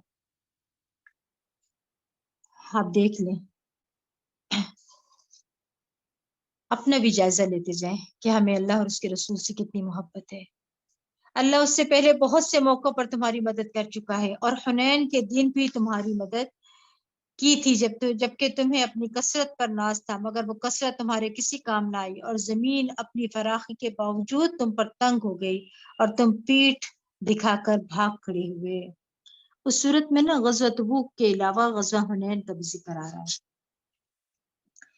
پھر اللہ نے اپنے رسول پر اور مومنوں پر تسکین نازل فرمائے اور ایسے لشکر اتارے جو تمہیں نظر نہیں آتے تھے، اور کافروں کو سزا دی، اور کافروں کا یہی بدلہ ہے. پھر اس کے بعد اللہ جسے چاہتا ہے توبہ کی توفیق دے دیتا ہے، اور وہ درگزر کرنے والا اور رحم کرنے والا ہے. اے ایمان والو، مشرک ناپاک لوگ ہیں، لہٰذا اس سال کے بعد وہ مسجد حرام کے قریب بھی نہ پھٹکیں، ٹھیک ہے، پھٹکنے پائے۔ اور اگر تمہیں مفلسی کا ڈر ہو تو اللہ اگر چاہے تو جلد ہی تمہیں اپنی مہربانی سے غنی کر دے گا، اور اللہ سب کچھ جاننے والا اور حکمت والا ہے۔ کبھی ایسا بھی ہوتا ہے نا کہ اللہ سبحانہ تعالیٰ کے راستے میں انسان کو دنیاوی مفاد سے پیچھے ہٹنا پڑتا ہے، پھر اللہ سبحانہ تعالیٰ جو قسمت پہ لکھا ہوتا ہے وہ دے دیتا ہے، کسی اور راستے پہ دے دیتا ہے۔ جو ملنا ہے تو مل کے رہنا ہے، اسے نافرمانی سے حاصل نہ کریں، اسے اللہ کی اطاعت سے حاصل کریں، وہ کہیں نہ کہیں مل جائے گا۔ تو رزق کی تقسیم مخلوق کے ہاتھ میں نہیں ہے، فقر سے مت ڈریں، کیونکہ مکہ جو مشرکین مکہ جو تھے وہ مکہ میں غلہ لاتے تھے، ان کو وہاں آنے سے روک دیا گیا، تو مسلمانوں کو ڈر ہوا کہ غذائی قلت ہو جائے گی، تو کہا گیا کہ نہیں، اللہ اپنے فضل سے غنی کر دے گا، اور پھر وہی ہوا، سارا عرب مسلمان ہو گیا، اور مکہ کی طرف ہر طرف سے غلہ آنا شروع ہو گیا، دولت کی ریل پیل ہو گئی پھر وہاں پر۔ اور اہل کتاب میں سے ان لوگوں کے ساتھ جنگ کرو جو نہ اللہ پر ایمان لاتے ہیں، نہ آخرت کے دن پر، نہ ان چیزوں کو حرام سمجھتے ہیں جو اللہ اور اس کے رسول نے ان پر حرام کی ہیں، اور نہ ہی دین حق کو اپنا دین بناتے ہیں، یہاں تک کہ اپنے ہاتھ سے جزیہ ادا کریں اور چھوٹے بن کر رہنا گوارا کر لیں۔ یعنی مشرکین کے مکہ کے بعد اہل کتاب سے نمٹنے کی تلقین کی جا رہی کہ نبی صلی اللہ علیہ وسلم کو جزیرۃ العرب میں سب کو مسلمان کرنا تھا، شرک سے پاک کرنا تھا جزیرۃ العرب کو۔ پھر فرمایا وقالت النصارى المسيح ابن الله ذلك قولهم بأفواههم يضاهئون قول الذين كفروا من قبل قاتلهم اللہ انا یؤفکون۔ یہودی کہتے ہیں کہ عزیر اللہ کا بیٹا ہے، اور عیسائی کہتے ہیں کہ مسیح اللہ کا بیٹا ہے، یہ تو ان کے منہ کی باتیں ہیں، ان کافروں کے قول کی ریس کر رہے ہیں جو ان سے پہلے تھے، اللہ انہیں غارت کرے کہاں سے بہکائے جا رہے ہیں۔ انہوں نے اپنے علماء اور درویشوں کو اللہ کے سوا اپنا رب بنا لیا، اور مسیح ابن مریم کو بھی، حالانکہ انہیں حکم دیا گیا تھا کہ ایک اللہ کے سوا کسی کی عبادت نہ کریں، جس کے سوا کوئی الہ نہیں، اللہ تعالیٰ ان چیزوں سے پاک ہے جو وہ شریک ٹھہراتے ہیں۔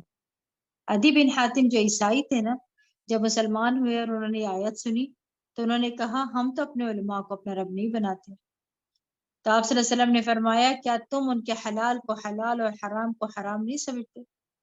رب وہ ہوتا ہے جو قوانین دیتا ہے، ٹھیک ہے۔ پھر فرمایا وہ چاہتے ہیں کہ اللہ کے نور کو اپنی پھونکوں سے گل کر دیں، لیکن اللہ کو یہ بات منظور نہیں، وہ اپنے نور کو پورا کر کے رہے گا، خواہ یہ بات کافروں کو کتنی ہی بری لگے۔ وہی تو ہے جس نے اپنے رسول کو ہدایت اور سچے دین کے ساتھ بھیجا تاکہ اس دین کو سب ادیان پر غالب کر دے، خواہ یہ بات مشرکوں کو کتنی ہی ناگوار ہو۔ اے ایمان والو، یہودیوں کے اکثر عالم اور درویش لوگوں کے مال ناجائز طریقوں سے کھاتے اور اللہ کے راستے سے روکتے ہیں۔ جو لوگ سونا اور چاندی جمع کر کے رکھتے ہیں اور اسے اللہ کی راہ میں خرچ نہیں کرتے، اے نبی انہیں آپ دردناک عذاب کی خوشخبری دے دیجئے۔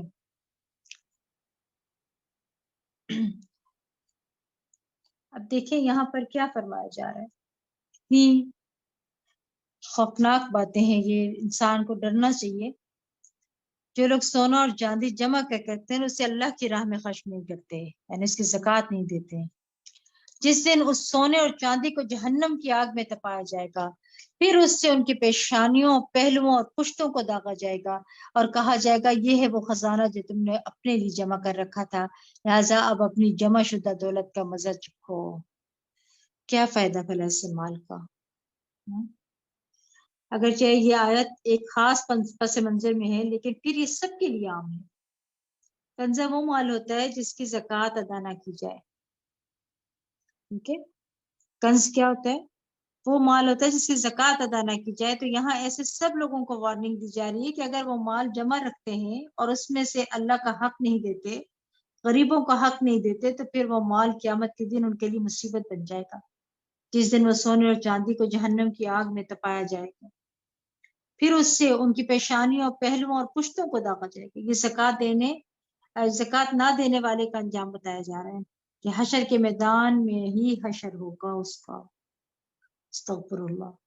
اور کہا جائے گا یہ ہے وہ خزانہ جو تم نے اپنے لیے جمع کر رکھا تھا، دنیا میں اس کی زکوٰۃ نہیں نکالی، لہٰذا اب اپنی جمع شدہ دولت کا مزہ چکھو۔ کیا کرنی ہے بھلا ایسی دولت؟ اگر انسان اس مال کو خرچ کرتا ہے تو اللہ اس کے بدلے میں اور لے آتا ہے، اس میں برکت پیدا کر دیتا ہے۔ زکوٰۃ کا لفظی معنی جو ہے نا نشو نما بھی ہے، نمو بھی ہے، یعنی زکوٰۃ دینے سے مال کم نہیں ہوتا بلکہ پاک ہوتا ہے اور بڑھتا بھی ہے۔ جیسے اچھے خاصے مفید پودے کے ساتھ جب آگ اگاتی ہے اور ان کو یعنی گھاس اگاتی ہے تو ان کو نکال دیا جاتا ہے نا، تو اصل پودا خوب مضبوط ہو جاتا ہے، خوب پھل لاتا ہے۔ تو جس مال میں برکت ہوتی ہے اس کی خیر و خیر بہت زیادہ ہوتی ہے، اور جو لوگوں سے روک کر کھا جائے وہ انسان کے لیے وبال جان بن جاتا ہے۔ تو اس لیے بہت ضروری ہے کہ انسان اپنے مال کی زکوٰۃ باقاعدہ نکالتا رہے، اور وہ مال جو دوسروں کے لیے چھوڑ کے اپنے بھی کام نہ آیا اور قیامت کے دن وبال بنے گا۔ اصل میں اتنی سخت سزا کیوں دی گئی ہے، کیوں کہا جا رہا ہے اس کے لیے؟ انسان سب سے زیادہ مال سے محبت کرتا ہے نا، تو اللہ کا قاعدہ ہے یہ ہے کہ وہ انسان کو اس کی محبوب ترین چیز سے ہی توڑتا ہے۔ آپ تجربہ کر کے دیکھ لیں، جس انسان سے جس انسان سے جتنی زیادہ محبت کریں گے وہ اتنا زیادہ آپ کا دل توڑنے والا بنے گا۔ مال سے زیادہ محبت کریں گے تو وہ مال آپ کے لیے مصیبت کا باعث بنے گا۔ تو محبوب چیز کے ذریعے ہی عذاب دیا جائے گا، وہ مال گرم کر کے لگایا جائے گا۔ تو یاد رکھیے، جو شخص کسی چیز سے محبت کرے اور اسے اللہ کی اطاعت سے آگے کر لے، مثلا بچہ اتنا پیارا ہے کہ اس کو بہلاتے کھلاتے پلاتے سیر کراتے نماز چھوڑ دے، تو وہی بچہ سخت نافرمان ہوگا پھر، اور مصیبت کا باعث بنے گا، کیونکہ اس کو بت کی طرح پالا ہے نا آپ نے۔ اللہ کا حکم پیچھے اور اسی کو ہی دیکھتے رہے، اور اسی طرح باقی چیزیں بھی۔ پھر فرمایا جس دن اللہ نے آسمان اور زمین کو پیدا کیا اس دن سے اللہ کے نوشتہ کے مطابق اللہ کے ہاں مہینوں کی تعداد 12 ہی ہے، جن میں 4 مہینے حرمت والے ہیں، یہی مستقل ضابطہ ہے۔ لہٰذا ان مہینوں میں قتال ناحق ہے، اپنے آپ پر ظلم نہ کرو اور مشرکوں سے سب مل کر لڑو جیسے وہ تم سے مل کر لڑتے ہیں، اور جان لو کہ اللہ پرہیزگاروں کے ساتھ ہے۔ اب غزوہ تبوک کی طرف اشارہ ہے۔ 600 میل دور سخت گرمیوں کا موسم، کھجوروں کے باغ پکے ہوئے، اور سب کو نکلنے کی دعوت دی گئی، یعنی یہ فرض درجے میں تھا، حکم تھا، سب کے لیے نکلنے میں مشکل ہوئی۔ آخرت کے مقابلے میں چند دن کا فائدہ بہت تھوڑا سا ہے، یہ چند دن کی راحت اور پھر ہمیشہ کی تکلیف۔ یہاں پر مسلمانوں کو دنیا کی راحت کو اور آخرت کی راحت پر مقدم کرنے کی وجہ سے ڈانٹ مل رہی ہے، کیونکہ آخرت کی راحت دنیا کی مشقت کے بغیر حاصل نہیں کی جا سکتی نا۔ یاد رکھیے، رمضان کے دن بھی مشقت والے ہیں، اللہ کی خاطر کھانا، نیند، آرام سب کچھ قربان اللہ کی خاطر، آخرت کی جنت پانے کے لیے۔ نبی صلی اللہ علیہ وسلم نے فرمایا جس نے دنیا طلب کی اس نے اپنی آخرت کو نقصان پہنچایا، اور جس نے آخرت کی چاہت کی اس نے اپنی دنیا کو نقصان دیا، بس تم باقی رہنے والی آخرت پر فنا ہونے والی دنیا کا نقصان ہونے دو۔ دنیا سے مکمل طور پر کنارہ کش نہیں ہونا چاہیے، لیکن جہاں دین کا بڑا فائدہ ہو وہاں سے پیچھے بھی نہیں رہنا چاہیے۔ بعض اوقات ہوتا ہے نا دونوں چیزیں ساتھ ساتھ چل رہی ہوتی ہیں، کبھی ایسا بھی ہوتا ہے کہ کسی چیز کو کمپرومائز کرنا پڑتا ہے، لوگ دین کو پیچھے چھوڑ دیتے ہیں اور دنیا کو آگے کر لیتے ہیں، نہیں، بلکہ کیا کرنا ہے، دین کو کبھی بھی پیچھے نہیں چھوڑنا۔ پھر فرمایا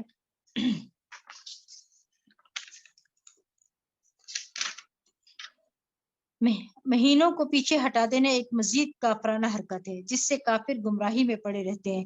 وہ ایک سال تو کسی مہینے کو حلال کر لیتے ہیں اور دوسرے سال اسی مہینے کو حرام کر لیتے ہیں تاکہ اللہ کے حرام کردہ مہینوں کی گنتی پوری کر لیں۔ اس طرح وہ اس مہینے کو حلال کر لیتے ہیں جسے اللہ نے حرام کیا تھا، ان کے لیے ان کے برے اعمال خوشنما بنا دیے گئے، اور اللہ کافروں کو سیدھی راہ نہیں دکھاتا۔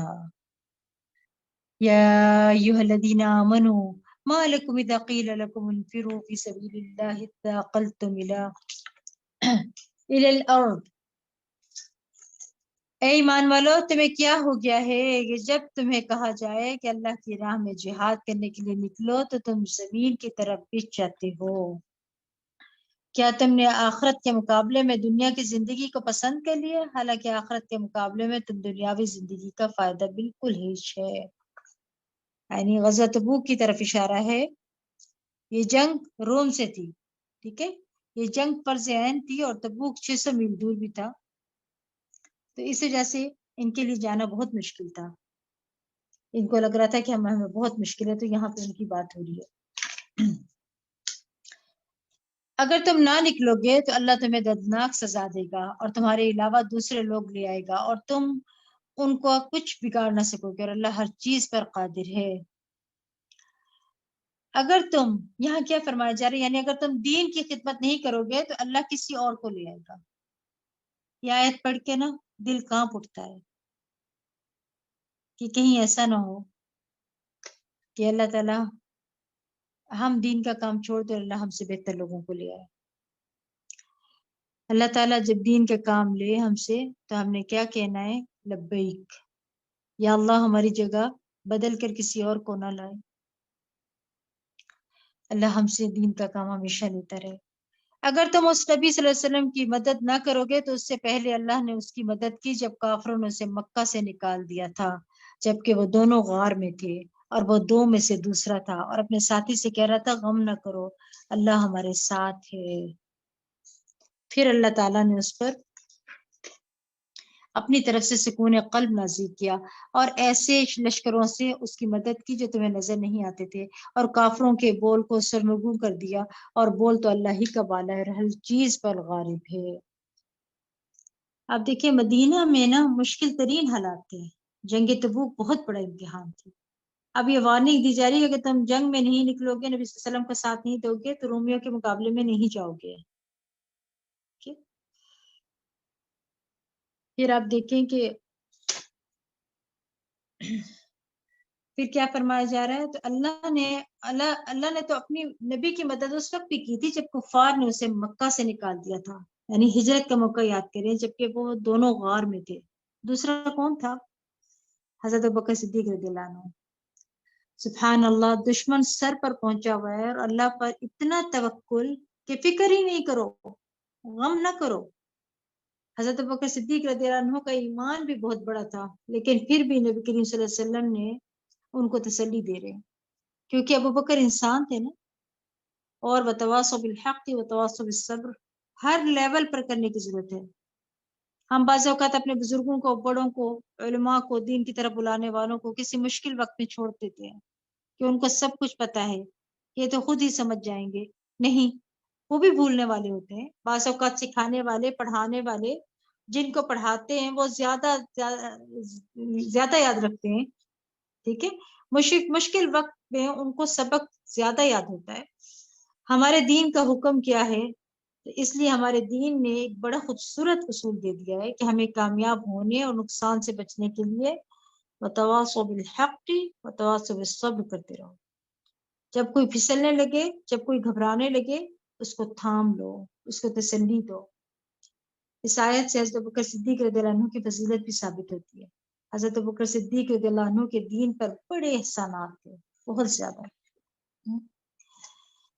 سیدنا عبداللہ بن عباس کہتے ہیں کہ رسول اللہ صلی اللہ علیہ وسلم اپنے مرض وفات میں باہر تشریف لائے، سر پر پٹی بندھی ہوئی تھی، آپ منبر پر بیٹھے، اللہ کی حمد و ثنا کی اور فرمایا کوئی شخص بھی ایسا نہیں جس نے ابوبکر بن قحافہ سے زیادہ مجھ پر اپنی جان و مال کے ذریعے احسان کیا ہو، اور اگر میں کسی کو لوگوں میں سے دوست بناتا یعنی خلیل بناتا تو ابوبکر کو بناتا، لیکن اسلام کی دوستی سب سے افضل ہے.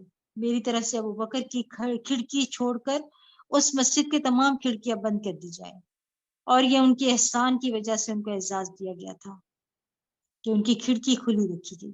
وہ نبی کریم صلی اللہ علیہ وسلم پر بہت خرچ کرتے تھے.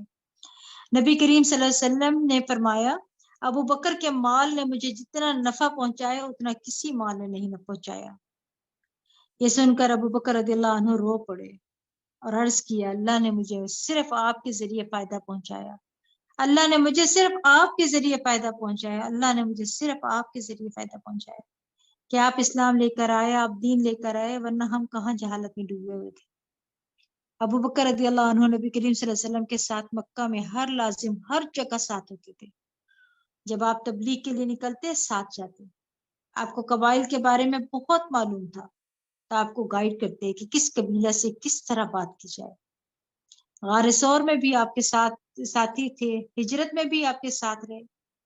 ہجرت کا حکم آنے سے 4 مہینے پہلے ہی اونٹنیاں پالنی شروع کر دی تھی، تیاری اس امید پر کہ شاید مجھے بھی آپ کا ساتھ نصیب ہو جائے۔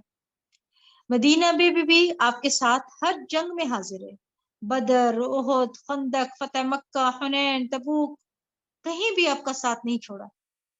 یہ آپ کے ساتھ وزیر کی طرح تھے اور مرنے کے بعد بھی آپ کا ساتھ نہیں چھوڑا۔ آج ہم سب گواہ ہیں کہ حجرہ مبارک میں آپ کی قبر نبی کریم صلی اللہ علیہ وسلم کے ساتھ ہے۔ اس سے بڑا کسی کا مقام کیا ہو سکتا ہے کہ اس کو مرنے کے بعد بھی اتنی اچھی عاقبت نصیب ہو اور اتنا اچھا ساتھ نصیب ہو، کیونکہ دنیا میں انہوں نے سخت ترین حالات میں آپ کا ساتھ دیا تھا۔ تو جو شخص دنیا میں قربانی کرتا ہے، دین کا مددگار بنتا ہے، انصار اللہ بنتا ہے، تو اللہ تعالیٰ دنیا میں بھی اور آخرت میں بھی اس کی مدد کرتا ہے۔ اور پھر یہاں کیا فرمایا جا رہا ہے؟ لا تحزن، غم نہ کرو۔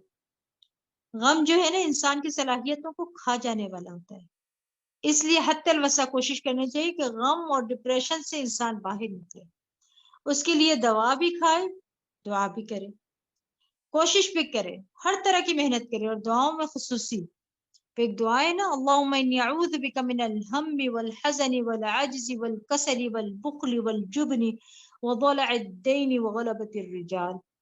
کہ اللہ بے شک میں تیری پناہ لیتا ہوں دکھ اور غم اور عاجزی اور سستی، بخل اور بزدلی، قرض کے بوجھ اور لوگوں کے دباؤ سے۔ نبی کریم صلی اللہ علیہ وسلم پر پریشانی کوئی آتی نا تو آپ پڑھتے تھے لا الہ الا اللہ العظیم الحلیم، لا الہ الا اللہ رب العرش العظیم، لا الہ الا اللہ رب السماوات ورب الارض ورب العرش الکریم۔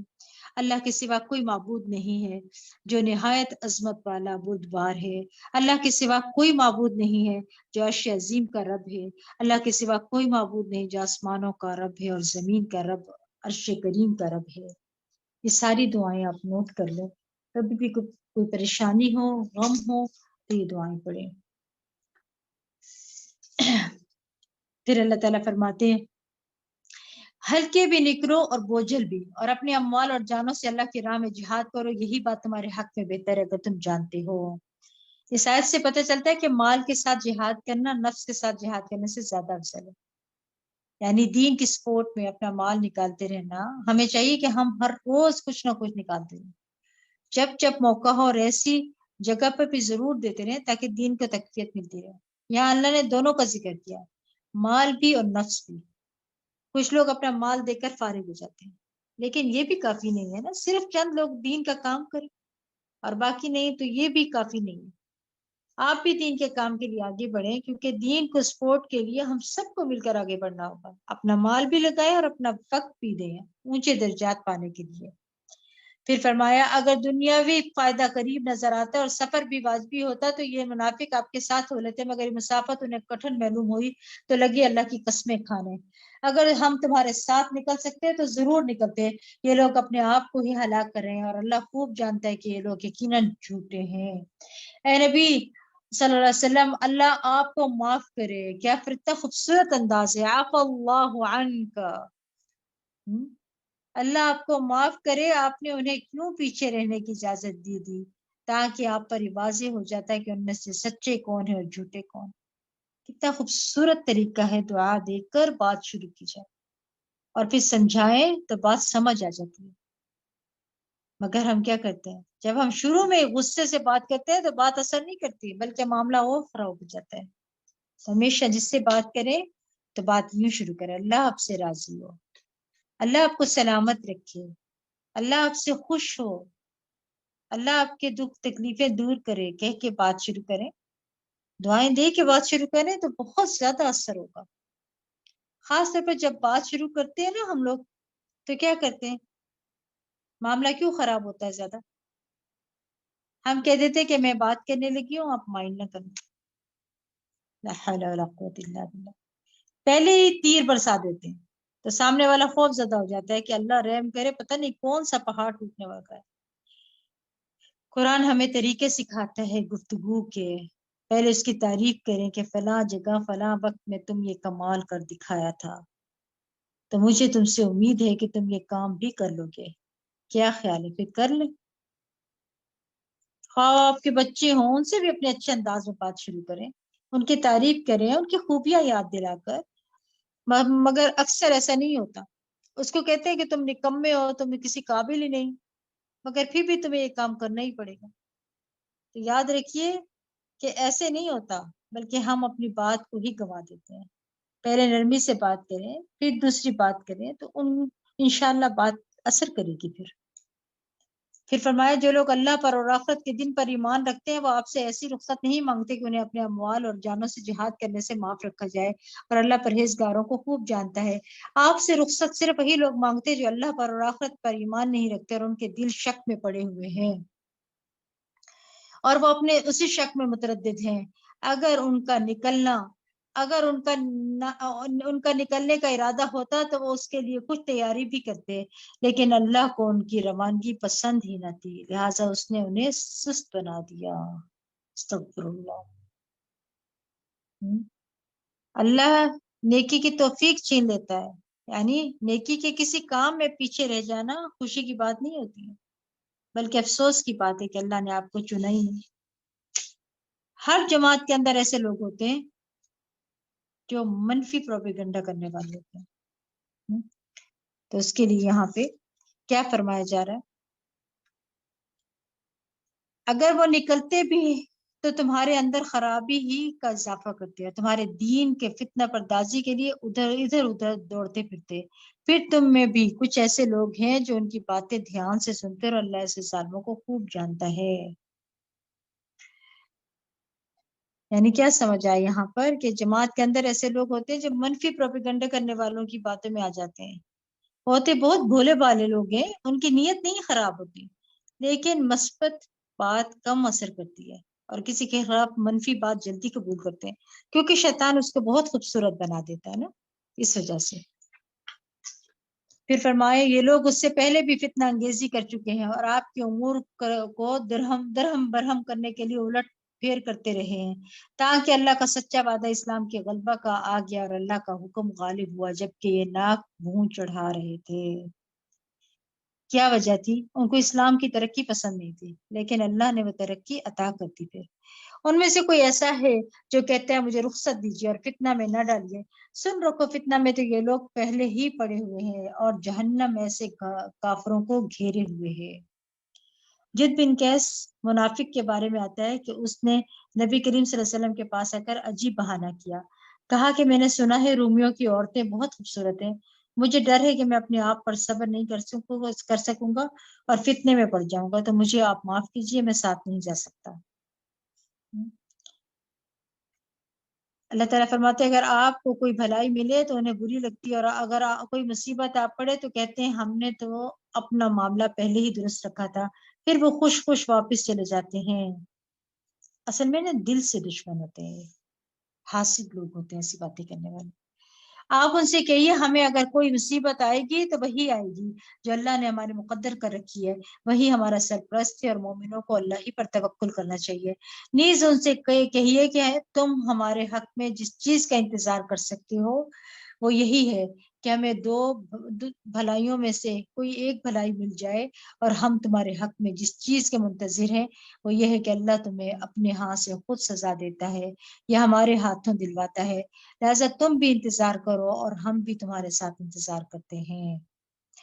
نیز ان سے کہیے تم خواہ خوشی سے خرچ کرو یا بادل نخواستہ، تم سے صدقہ قبول نہیں کیا جائے گا کیونکہ تم فاسق لوگ ہو. منافقین کی طرف اشارہ ہے. منافقین بعض اوقات شرما شرمی کچھ نہ کچھ لے آتے تھے کہ ہم خود تو نہیں جا سکتے لیکن یہ ہماری طرف سے دے رکھ لیں، کیونکہ ایسی بددلی کے ساتھ دینے سے صدقہ قبول نہیں ہوتا نا. صدقہ وہ قبول ہوتا ہے جو دل کی خوشی کے ساتھ دیا جائے، اللہ کی رضا کے لیے دیا جائے. پھر فرمایا ان سے ان کے نفقات قبول نہ ہونے کی وجہ صرف یہ ہے کہ انہوں نے اللہ کے رسول کا انکار کیا، اور اگر نماز کو آتے ہیں تو ڈھیلے ڈھالے، اور اگر کچھ خرچ کرتے ہیں تو بادل نخواستہ ہی خرچ کرتے ہیں. یعنی سستی کے مارے پڑھی جانے والی نمازیں اور بددلی کے ساتھ دیے ہوئے صدقات اللہ کو نہیں چاہیے. اپنی دنیا کے لیے تو خوشی کے ساتھ بھاگتے ہو اور اللہ کی طرف آتے ہوئے کتراتے ہو. اللہ کو ایسے لوگ نہیں چاہیے. آپ صلی اللہ علیہ وسلم کا طریقہ یہ تھا کہ حضرت عائشہ رضی اللہ عنہ کہتی ہیں کہ دنیا کے سب کام چھوڑ کر نماز کے لیے فوراً اٹھتے تھے. آپ صلی اللہ علیہ وسلم فرماتے تھے کہ نماز میری آنکھوں کی ٹھنڈک ہے، بلال نماز کی اقامت کہو ہمیں اس سے راحت پہنچاؤ۔ مومن کے لیے نماز کیا ہے؟ سکون تسلی کا باعث ہے، لیکن منافق کے لیے بڑی بھاری ہے۔ پھر فرمایا ان لوگوں کے مال اور اولاد آپ کو تعجب میں نہ ڈالیں، اللہ تو یہ چاہتا ہے کہ انہی چیزوں کے ذریعے انہیں دنیا کی زندگی میں سزا دے، اور جب ان کی جان نکلے تو اس وقت یہ کافر ہی ہوں۔ یعنی انسان جب دیکھتا ہے نا کہ جو لوگ دنیا کے لیے محنت کرتے ہیں وہ کہاں سے کہاں پہنچ گئے اور ہم دین کی خدمت کرتے پیچھے رہ گئے، تو اس پر حیران نہ ہو۔ اللہ تو یہی چاہتا ہے کہ انہی کے ذریعے انہیں دنیا کی زندگی میں سزا دے۔ یہی کامیاب اولاد، یہ ان کا مال دنیا میں فتنے ہیں نا اور آزمائش کے ذریعے ہیں، لیکن اس کے برعکس مومن کے لیے مال اور اولاد صدقہ جاریہ بنتے ہیں۔ پھر فرمایا وہ اللہ کی قسم کھا کر کہتے ہیں ہم تمہیں سے ہیں، حالانکہ وہ ہرگز تم سے نہیں بلکہ یہ ڈرپوک لوگ ہیں۔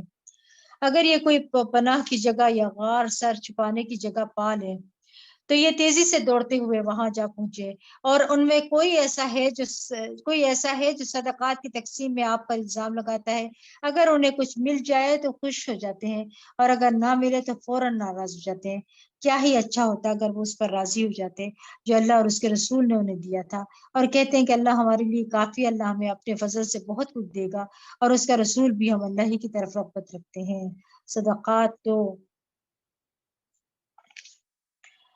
دراصل یہاں کیا فرمایا جا رہا ہے اس آیت کے اندر کہ انما الصدقات للفقراء والمساكين والعاملين عليها والمؤلفة قلوبهم وفي الرقاب والغارمين وفي سبيل الله وابن السبيل فريضة من الله والله عليم حكيم۔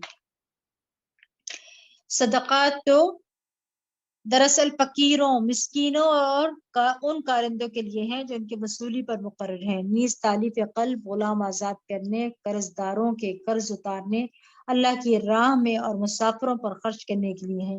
یہ اللہ کی طرف سے فریضہ ہے، اور اللہ سب کچھ جاننے والا اور حکمت والا ہے۔ یہاں پہ کیا فرمایا جا رہا ہے صدقات کے بارے میں؟ یہ صدقات واجبہ کی بات ہو رہی ہے، زکوٰۃ کی تقسیم کے مصارف بتائے جا رہے ہیں کہ زکوٰۃ کس کس کو دینی چاہیے۔ کیا فرمایا؟ فقیروں یعنی جن کے پاس کچھ بھی نہیں، مسکینوں میں یعنی ہے ان کے پاس لیکن پورا نہیں پڑتا، کارندوں ورکرز کے لیے جو زکوٰۃ کی وصولی پر مقرر ہیں، زکوٰۃ کا حساب کتاب کرتے ہیں، تالیف قلب وہ لوگ جو ابھی اسلام لے آئے ہیں ان کی مالی مدد کے لیے تاکہ وہ اسلام پر جم جائیں، ان کے مسائل حل ہو جائیں۔ پھر غلام آزاد کرنے، قرض داروں کے قرض اتارنے میں، اس لیے آج کل بھی جو آپ لوگ دے رہے ہیں زکوٰۃ تو قرض ضرور لوگوں کے اتروا دیں، لوگ بہت پریشان ہیں۔ پھر اللہ کی راہ میں یعنی دین کی ترقی اور خدمت میں، دین کی تعلیم میں، مسافروں پر خرچ کرنے کے لیے، وہ مسافر جو گھر سے بے گھر ہو جائے نا اور ان کے پاس ضرورت کا سامان نہ ہو، یہ فرض صدقہ ہے۔ اس میں نا علماء کے درمیان اس بات پر اختلاف ہوا ہے کہ کیا ہر مد میں تھوڑا تھوڑا دیا جائے یا جہاں زیادہ ضرورت ہے وہاں دیا جائے۔ ممکن ہو تو بانٹ کر دے دیں ہر مد میں، اور اگر کسی ایک جگہ زیادہ ضرورت ہے تو سارا وہاں بھی دے سکتے ہیں۔ ٹھیک ہے، یہ مفسرین اس کے بارے میں یہ بتاتے ہیں۔ پھر فرمایا کہ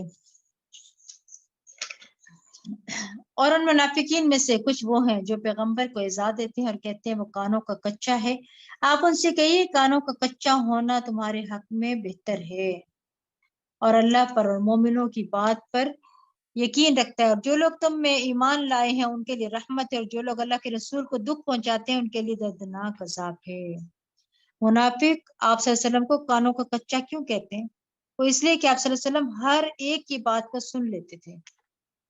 ٹھیک ہے، پھر فرمایا وہ منافق تمہارے سامنے قسمیں کھاتے ہیں تاکہ تمہیں خوش رکھیں، حالانکہ اگر وہ ایماندار ہوتے تو اللہ اور اس کے رسول اس بات کے زیادہ مستحق ہے کہ انہیں راضی رکھیں۔ کیا انہیں معلوم نہیں کہ جو شخص اللہ اور اس کے رسول کا مقابلہ کرے اس کے لیے جہنم کی آگ ہے جس میں ہمیشہ رہے گا، اور یہ بہت بڑی رسوائی ہے۔ منافق اس بات سے ڈرتے ہیں کہ مسلمانوں پر کوئی ایسی صورت نازل نہ ہو جائے جو انہیں منافقوں کے دلوں کا حال بتلا دے۔ آپ ان سے کہیے اور مذاق کر لو، جس بات سے تم ڈرتے ہو اللہ اسے یقیناً ظاہر کر کے رہے گا۔ اور اگر آپ ان سے پوچھیں کہ کیا باتیں کر رہے تھے تو کہہ دیں گے ہم تو صرف مذاق اور دل لگی کر رہے تھے۔ آپ ان سے کہیے کیا تمہاری ہنسی اور دل لگی اللہ، اس کی آیات اور اس کے رسول کے ساتھ ہی ہوتی ہے؟ کیا فرمائے جا رہے ہیں یہاں پہ دیکھیے، اس صورت کو صورت فادحہ بھی کہتے ہیں، کیونکہ اس صورت نے منافقین کو رسوا کر دیا ہے، ان کے اندر کی باتیں کھول کر بتا دی کہ کیسے لوگ ہیں۔ افسوس کہ آج بھی کئی لوگ مسلمان ہوتے ہوئے دینی شاعر کا مذاق اڑاتے ہیں۔ دین کا مذاق اڑانے کی چیز نہیں ہے، یعنی ہنسنے کی چیز نہیں ہے دین ہمارا۔ اور ایسے لطیفے سننے اور سنانے سے پرہیز کرنا چاہیے جس میں دین کی کسی بات، قرآن کی کسی بات کا، کسی آیت کا، حکم کا مذاق اڑایا گیا۔ جیسے مخلوط محفلیں ہیں، جس طرح غلط قسم کی رسومات ہیں جو غیر شرعی ہیں، وہاں کس طرح سے مرد و زن ایک ساتھ سب مل کر خوشی کے نام پر کیا کیا کر رہے ہوتے ہیں، کیسے لباس پہنے ہوتے ہیں، کیا معاملات ہوتے ہیں، کہ اللہ کے دین کا مذاق نہیں ہے یہ؟ کسی آیت یا حکم کا مذاق اڑا گیا ہو، کتنا بڑا گناہ ہے۔ اس آیت سے دلیل ملتی ہے کہ سنجیدگی یا مذاق میں بھی رسول اللہ صلی اللہ علیہ وسلم کی شان کو گھٹانا کفر کا رویہ ہے، اور اگر کوئی مذاق اڑا رہا ہو تو وہاں سے اٹھ جانا چاہیے۔ اور یاد رکھیے دین کا مذاق اڑانا گناہ کبیرہ ہے۔ پھر فرمایا بہانے نہ بناؤ، تم فی الواقع ایمان لانے کے بعد کافر ہو چکے ہو، اگر ہم تمہارے ایک گروہ کو معاف کر بھی دیں تو دوسرے کو ضرور سزا دیں گے، کیونکہ وہ فی الواقع مجرم ہے۔ منافق مرد ہوں یا عورتیں ایک ہی تھیلی کے چٹے بٹے ہیں، جو برے کام کا حکم دیتے اور بھلے کام سے روکتے ہیں، اور اپنے ہاتھ بھلائی کے صدقہ سے بھیج لیتے ہیں، اور اللہ کو بھول گئے تو اللہ نے انہیں بھلا دیا۔ یہ منافق دراصل ہے ہی نافرمان۔ منافق مردوں، منافق عورتوں اور کافروں سے اللہ نے دوزخ کی آگ کا وعدہ کر رکھا ہے جس میں ہمیشہ رہیں گے، اور وہ انہیں کافی ہے، ان پر اللہ کی پھٹکار ہے اور ان کے لیے دائمی عذاب ہے۔ اللہم لا تجعلنا منہم۔ اور یہ جو آ رہا ہے نا اس کے اندر، یہ یعنی عورتوں میں بھی نفاق ہوتا ہے۔ منافقت کی علامت برائی کا حکم دینا ہوتا ہے نا، بھلائی سے منع کرتے ہیں اور اپنے ہاتھ سے خیر روکتے ہیں۔ اصل میں منافقت کی بنیادی وجہ سے دین سے پیچھے رہ گئے یہ لوگ۔ یہ انہی لوگوں کی طرح ہیں جو ان سے پہلے تھے۔ وہ لوگ تم سے زیادہ طاقتور اور مال اور اولاد کے لحاظ سے تم سے بڑھ کر تھے، انہوں نے اپنے مقدر کے مزے لوٹے اور تم نے اپنے مقدر کے، جس طرح تم سے پہلے لوگوں نے اپنے مقدر کے مزے لوٹے تھے اور تم بھی انہی باتوں میں پڑ گئے جن میں وہ پڑے ہوئے تھے۔ ایسے لوگ ہیں جن کے اعمال دنیا اور آخرت میں برباد ہو جائیں گے، اور یہی لوگ خسارہ پانے والے ہیں۔ انہیں ان لوگوں کے حالات نہیں پہنچے جو ان سے پہلے گزر چکے، مثلا نوح علیہ السلام کی قوم، آج سمود، ابراہیم علیہ السلام کی قوم، مدین کے باشندے، بستیاں جنہیں الٹ دیا گیا تھا، ان کے پاس ان کے رسول واضح دلائل لے کر آئے تھے۔ اللہ کے شایع نہ تھا کہ وہ ان پر ظلم کرتا، بلکہ وہ خود ہی اپنے آپ پر ظلم کر رہے تھے۔ آپ دیکھیں یعنی پچھلی قوموں پر بھی عذاب آنے کی وجہ یہ تھی کہ انہوں نے اللہ کی نعمتوں کی ناشکری کی تھی اور اللہ کا حق نہیں دیا تھا۔ پھر فرمایا مسلمان مرد اور مسلمان عورتیں ایک دوسرے کے مددگار ہیں، جو بھلے کام کا حکم دیتے ہیں اور برے کام سے روکتے ہیں، وہ نماز قائم کرتے ہیں اور زکوٰۃ ادا کرتے ہیں اور اللہ اور اس کے رسول کا حکم مانتے ہیں۔ یہ نہیں کہ لوگوں کو صرف نیکی کا حکم دیتے بلکہ خود بھی عمل کرتے ہیں۔ یہی لوگ ہیں جن پر اللہ رحم فرمائے گا، بلا شبہ اللہ سب پر غالب اور حکمت والا ہے۔ پھر فرمایا اللہ نے مومن مردوں اور مومن عورتوں سے ایسے باغات کا وعدہ کر رکھا ہے جن میں نہریں جاری ہیں، ان میں وہ ہمیشہ رہیں گے، نیز سدا بہار باغات میں پاکیزہ قیام گاہوں کا بھی وعدہ کر رکھا ہے، اور اللہ کی خوشنودی تو ان سب نعمتوں سے بڑھ کر ہوگی، یہی بہت بڑی کامیابی ہے۔ یعنی کبھی کبھی انسان اچھے کام کرتا ہے نا، لیکن دل کو تسلی نہیں ہوتی، پھر کہتا ہے کہ اور کیا کام کروں کہ اللہ تو راضی ہو جائے، یا انسان کے اندر سے تڑپ اٹھتی ہے کہ کوئی کام ہو جس سے رب راضی ہو جائے، تو اللہ تعالیٰ ان کو اپنی رضا سے نواز دے گا. اصل کامیاب پھر یہی لوگ ہیں. اے نبی، کافروں اور منافقوں کا پوری قوت سے مقابلہ کرو اور ان کے ساتھ سختی سے سختی سے پیش آؤ. ان کا ٹھکانہ دوزخ ہے جو بہت بری بازگشت ہے. یعنی عبداللہ بن ابی کے بارے میں آتا ہے نا کہ آپ صلی اللہ علیہ وسلم کے ساتھ ساری زندگی دشمنی کی انہوں نے، لیکن جب وہ فوت ہو گیا تو اس کو قبر میں لٹا دیا گیا. ٹھیک ہے، اس کو قبر میں لٹا دیا گیا تھا. تو آپ صلی اللہ علیہ وسلم پہنچے، آپ صلی اللہ علیہ وسلم نے اس کو نکالا، اپنی گود میں اس کا سر رکھا، اپنا لعاب دہن اس پر ڈالا، اس کے لیے استغفار کی دعا کی. کون ہوگا جو اپنے دشمن کے لیے اتنی شفقت کا معاملہ کرے گا کہ اللہ اس کو بھی بخش دے. یہ نبی کریم صلی اللہ علیہ وسلم کی محبت انسانوں کے لیے ہے.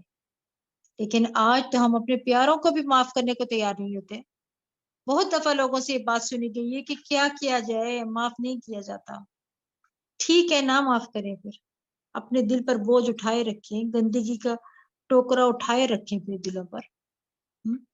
ہم کہتے ہیں کہ ہم رسول اللہ صلی اللہ علیہ وسلم کی پیروی کرتے ہیں، لیکن کوئی ہمارے ساتھ چھوٹی سی بھی زیادتی کر جائے تو ہم دل میں پالے رکھتے ہیں.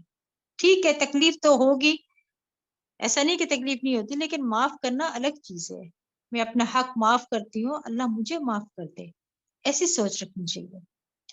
اور وہ اللہ کی قسم کھا کر کہتے ہیں کہ انہوں نے یہ بات نہیں کہی، حالانکہ انہوں نے کفر کا کلمہ بکا تھا اور اسلام لانے کے بعد کافر ہوئے. نیز انہوں نے ایسی بات کا ارادہ کر رکھا تھا جسے وہ کر نہ سکے. اور انہیں کیا چیز بری لگی تھی الا یہ کہ اللہ اور اس کے رسول نے اپنی مہربانی سے انہیں غنی کر دیا ہے. اگر یہ توبہ کر لیں تو ان کے حق میں بہتر ہے. اب دیکھیں، منافقوں سے بھی کہا جا رہا ہے توبہ کر لیں، اور اگر یہ اعراض کرے تو اللہ انہیں دنیا میں بھی دردناک عذاب دے گا اور آخرت میں بھی، اور ان کے لیے روئے زمین پر کوئی حامی اور مددگار نہ ہوگا. اور ان میں سے کچھ ایسے جنہوں نے اللہ سے عہد کیا تھا کہ اگر اللہ ہمیں اپنی مہربانی سے مال و دولت عطا کرے گا تو ہم ضرور صدقہ کریں گے اور نیک بندے بن جائیں گے. پھر جب اللہ نے اپنی مہربانی سے مال عطا کر دیا تو بخل کرنے لگے اور کمال بے اعتنائی سے اپنے عہد سے پھر گئے، جس کے نتیجے میں اللہ نے ان کے دلوں میں اس دن تک کے لیے نفاق ڈال دیا جس دن وہ اس سے ملیں گے، جس کی وجہ یہ ہے کہ انہوں نے اللہ سے جو وعدہ کیا تھا اس کی خلاف ورزی کی، اور اس لیے بھی کہ وہ جھوٹ بولا کرتے تھے. آج بھی کئی لوگوں کا اشعار ہوتا ہے نا، منتے مانگتے ہیں، دعائیں کرتے ہیں کہ یہ کام ہو جائے تو ہم اتنا اتنا صدقہ کریں گے، اتنا اتنا نیکی کا کام کریں گے، اور جب ہو جاتا ہے تو سب بھول جاتے ہیں. یاد رکھیے، اللہ سے کیے ہوئے وعدے بھلانے نہیں چاہیے، یہ منافقوں کی صفت ہوتی ہے. پھر اس کا نتیجہ یہ ہوتا ہے کہ دل میں نفاق ڈال دیا جاتا ہے. کیا انہیں معلوم نہیں کہ اللہ ان کے مخفی راز اور سرگوشیوں تک کو جانتا ہے، اور یہ بھی اللہ غیب کی سب باتوں کو خوب جانتا ہے. ان منافقوں میں سے کچھ ایسے ہیں جو خوشی سے صدقہ کرنے والے ہیں، مومنوں پر طعنہ زنی کرتے ہیں، اور ایسے تنگ دست مسلمانوں پر بھی جو اپنی مشقت کی کمائی کے سوا کچھ نہیں رکھتے.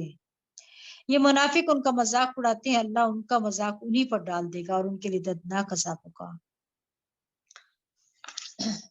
آپ ان کے لیے بخشش کی دعا کریں یا نہ کریں اس سے کچھ فرق نہیں پڑے گا. اگر آپ ان کے لیے 70 مرتبہ بھی دعائیں مغفرت کریں تو اللہ انہیں معاف نہیں کرے گا. وجہ یہ ہے کہ ان لوگوں نے اللہ اور اس کے رسول کا انکار کیا ہے، اور ایسے فاسق لوگوں کو سیدھی راہ نہیں دکھاتا. یعنی آپ صلی اللہ علیہ وسلم نے کہا کہ میں ان کے لیے 70 سے بھی زیادہ دفعہ استغفار کر لوں گا. یہ تھی نبی صلی اللہ علیہ وسلم کی مہربانی. معاف کرنے کی کیا وجہ تھی؟ کہ ان لوگوں نے اللہ اور اس کے رسول کا معاف نہ کرنے کی وجہ یہ تھی کہ ان لوگوں نے اللہ اور اس کے رسول کا انکار کیا تھا. ٹھیک ہے، پھر کیا فرمایا جا رہا ہے کہ پیچھے رہ جانے والے منافق اللہ کے رسول کا ساتھ نہ دینے اور پیچھے گھر بیٹھ رہنے پر خوش ہیں. انہوں نے یہ پسند نہ کیا کہ اپنے اموال اور جانوں سے اللہ کی راہ میں جہاد کریں، اور دوسروں سے کہنے لگے ایسی گرمی میں جہاد کے لیے نہ نکلو. آپ ان سے کہیے دوزخ کی آگ اس سے بھی زیادہ گرم ہے، کاش یہ لوگ کچھ سمجھتے. آج کی مشقت کل کی گرمی کو ٹھنڈا کرنے والی ہے، لیکن آج اگر اللہ کے راستے میں رکاوٹیں ڈالیں گے تو کل کی پکڑ بڑی سخت ہے. جہنم کی گرمی دنیا کی گرمی سے کس طرح زیادہ ہے. آپ صلی اللہ علیہ وسلم نے فرمایا تمہاری دنیا کی آگ جہنم کی آگ کے مقابلے میں 70واں حصہ ہے، یعنی 70 کا ایک حصہ، اور اس کو سمندر کے پانی سے 2 مرتبہ ٹھنڈا کیا گیا. اگر ایسا نہ ہوتا تو اللہ اس میں کسی کا کوئی فائدہ نہ رکھتا، یعنی پھر دنیا کی آگ ہم استعمال نہ کر سکتے.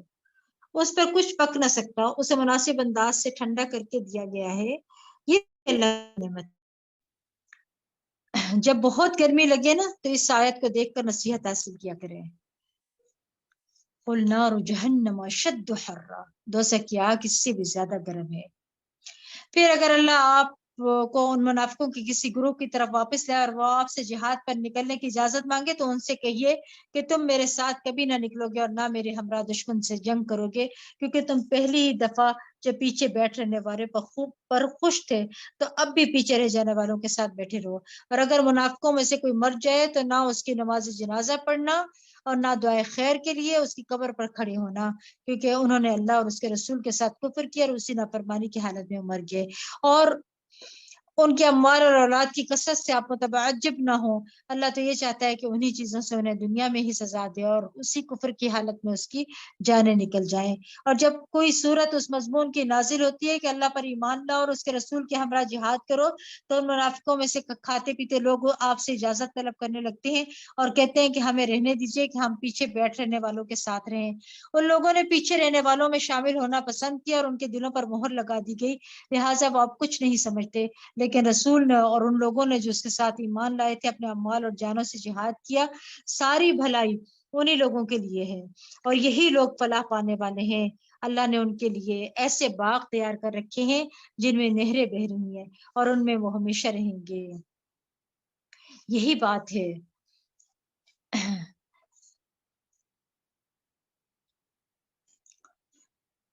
پھر اللہ تعالیٰ فرماتے ہیں کہ یہی بہت بڑی کامیابی ہے اور دیہاتیوں میں سے کچھ بہانہ ساز آئے کہ انہیں بھی جہاد سے رخصت دی جائے، اور وہ لوگ بھی بیٹھ رہے ہیں جنہوں نے اللہ اور اس کے رسول سے جھوٹا عہد کیا تھا۔ ان دیہاتیوں میں سے جنہوں نے کفر کا طریقہ اختیار کیا ان قریب انہیں دردناک سزا ملے گی۔ کمزور اور مریض اور وہ لوگ جن کے پاس شرکت جہاد کے لیے خرچ کرنے کو کچھ نہیں، اگر پیچھے رہ جائیں تو کوئی حرج نہیں، بشرطے کہ وہ اللہ اور اس کے رسول کے خیر خواہ ہوں۔ ایسے محسنین پر کوئی الزام نہیں اور اللہ درگزر کرنے والا اور رحم کرنے والا ہے۔ یہ ہمارے دین کی خوبی ہے نا، نماز میں بھی رخصت رکھی گئی ہے، سفر میں آدھی یا جمع کرنے کی، سفر میں روزہ بھی چھوڑنے کی اجازت دی ہے کہ بعد میں قضا کر لیں، اور زکوٰۃ میں بھی کہ اگر مخصوص نصاب تک نہیں پہنچتا تو رخصت ہے۔ اسی طرح حج بھی صاحب استطاعت پر فرض ہے، بشرطے کہ وہ اللہ اور اس کے رسول کے خیر خواہ ہوں، نیت اچھی اور دل کی تڑپ موجود ہو۔ آپ صلی اللہ علیہ وسلم نے فرمایا کہ جو شخص حج کی نیت سے گھر سے نکلا اور موت آ گئی تو اس کے لیے قیامت تک کے لیے حج کرنے والے کے برابر اجر ملتا ہے۔ اسی طرح عمرہ کرنے والا اور جہاد کرنے کے نکلنے والا کا اجر ہے۔ اور پھر کیا فرمایا یہاں پتہ چلتا ہے نا، ایسے محسنین پر کوئی الزام نہیں، یعنی یہاں سے پتہ چلتا ہے کہ اخلاص نیت کتنی ضروری ہے۔ پھر فرمایا اور نہ ہی ان لوگوں پر کچھ الزام ہے جو آپ کے پاس آئے کہ آپ انہیں سواری مہیا کریں تو آپ نے کہا کہ میرے پاس تمہارے لیے سواری کا کوئی بندوبست نہیں، تو وہ واپس چلے گئے۔ اس غم سے ان کی آنکھیں اشکبار تھیں کہ ان کے پاس خرچ کرنے کو کچھ نہیں۔ الزام تو ان لوگوں پر ہے جو غنی ہونے کے باوجود آپ سے رخصت مانگتے ہیں، انہوں نے پیچھے رہ جانے والوں کے ساتھ شامل ہونا پسند کیا اور اللہ نے ان کے دلوں پر مہر لگا دی، لہٰذا آپ یہ کچھ نہیں جانتے۔ وآخر دعوانا الحمدللہ رب العالمین۔ سبحانك اللهم وبحمدك أشهد أن لا إله إلا أنت أستغفرك وأتوب إليك۔ آخر میں ایک بات ضرور کہوں گی کہ مخلص صحابہ پیچھے رہنے پر روتے تھے اور منافقین جانے پر روتے تھے۔ اپنا بھی جائزہ لیں میں اور آپ، کیا کسی نیکی کے کام سے محروم رہنے پر ہمیں کبھی رونا آیا؟ السلام علیکم ورحمۃ اللہ وبرکاتہ۔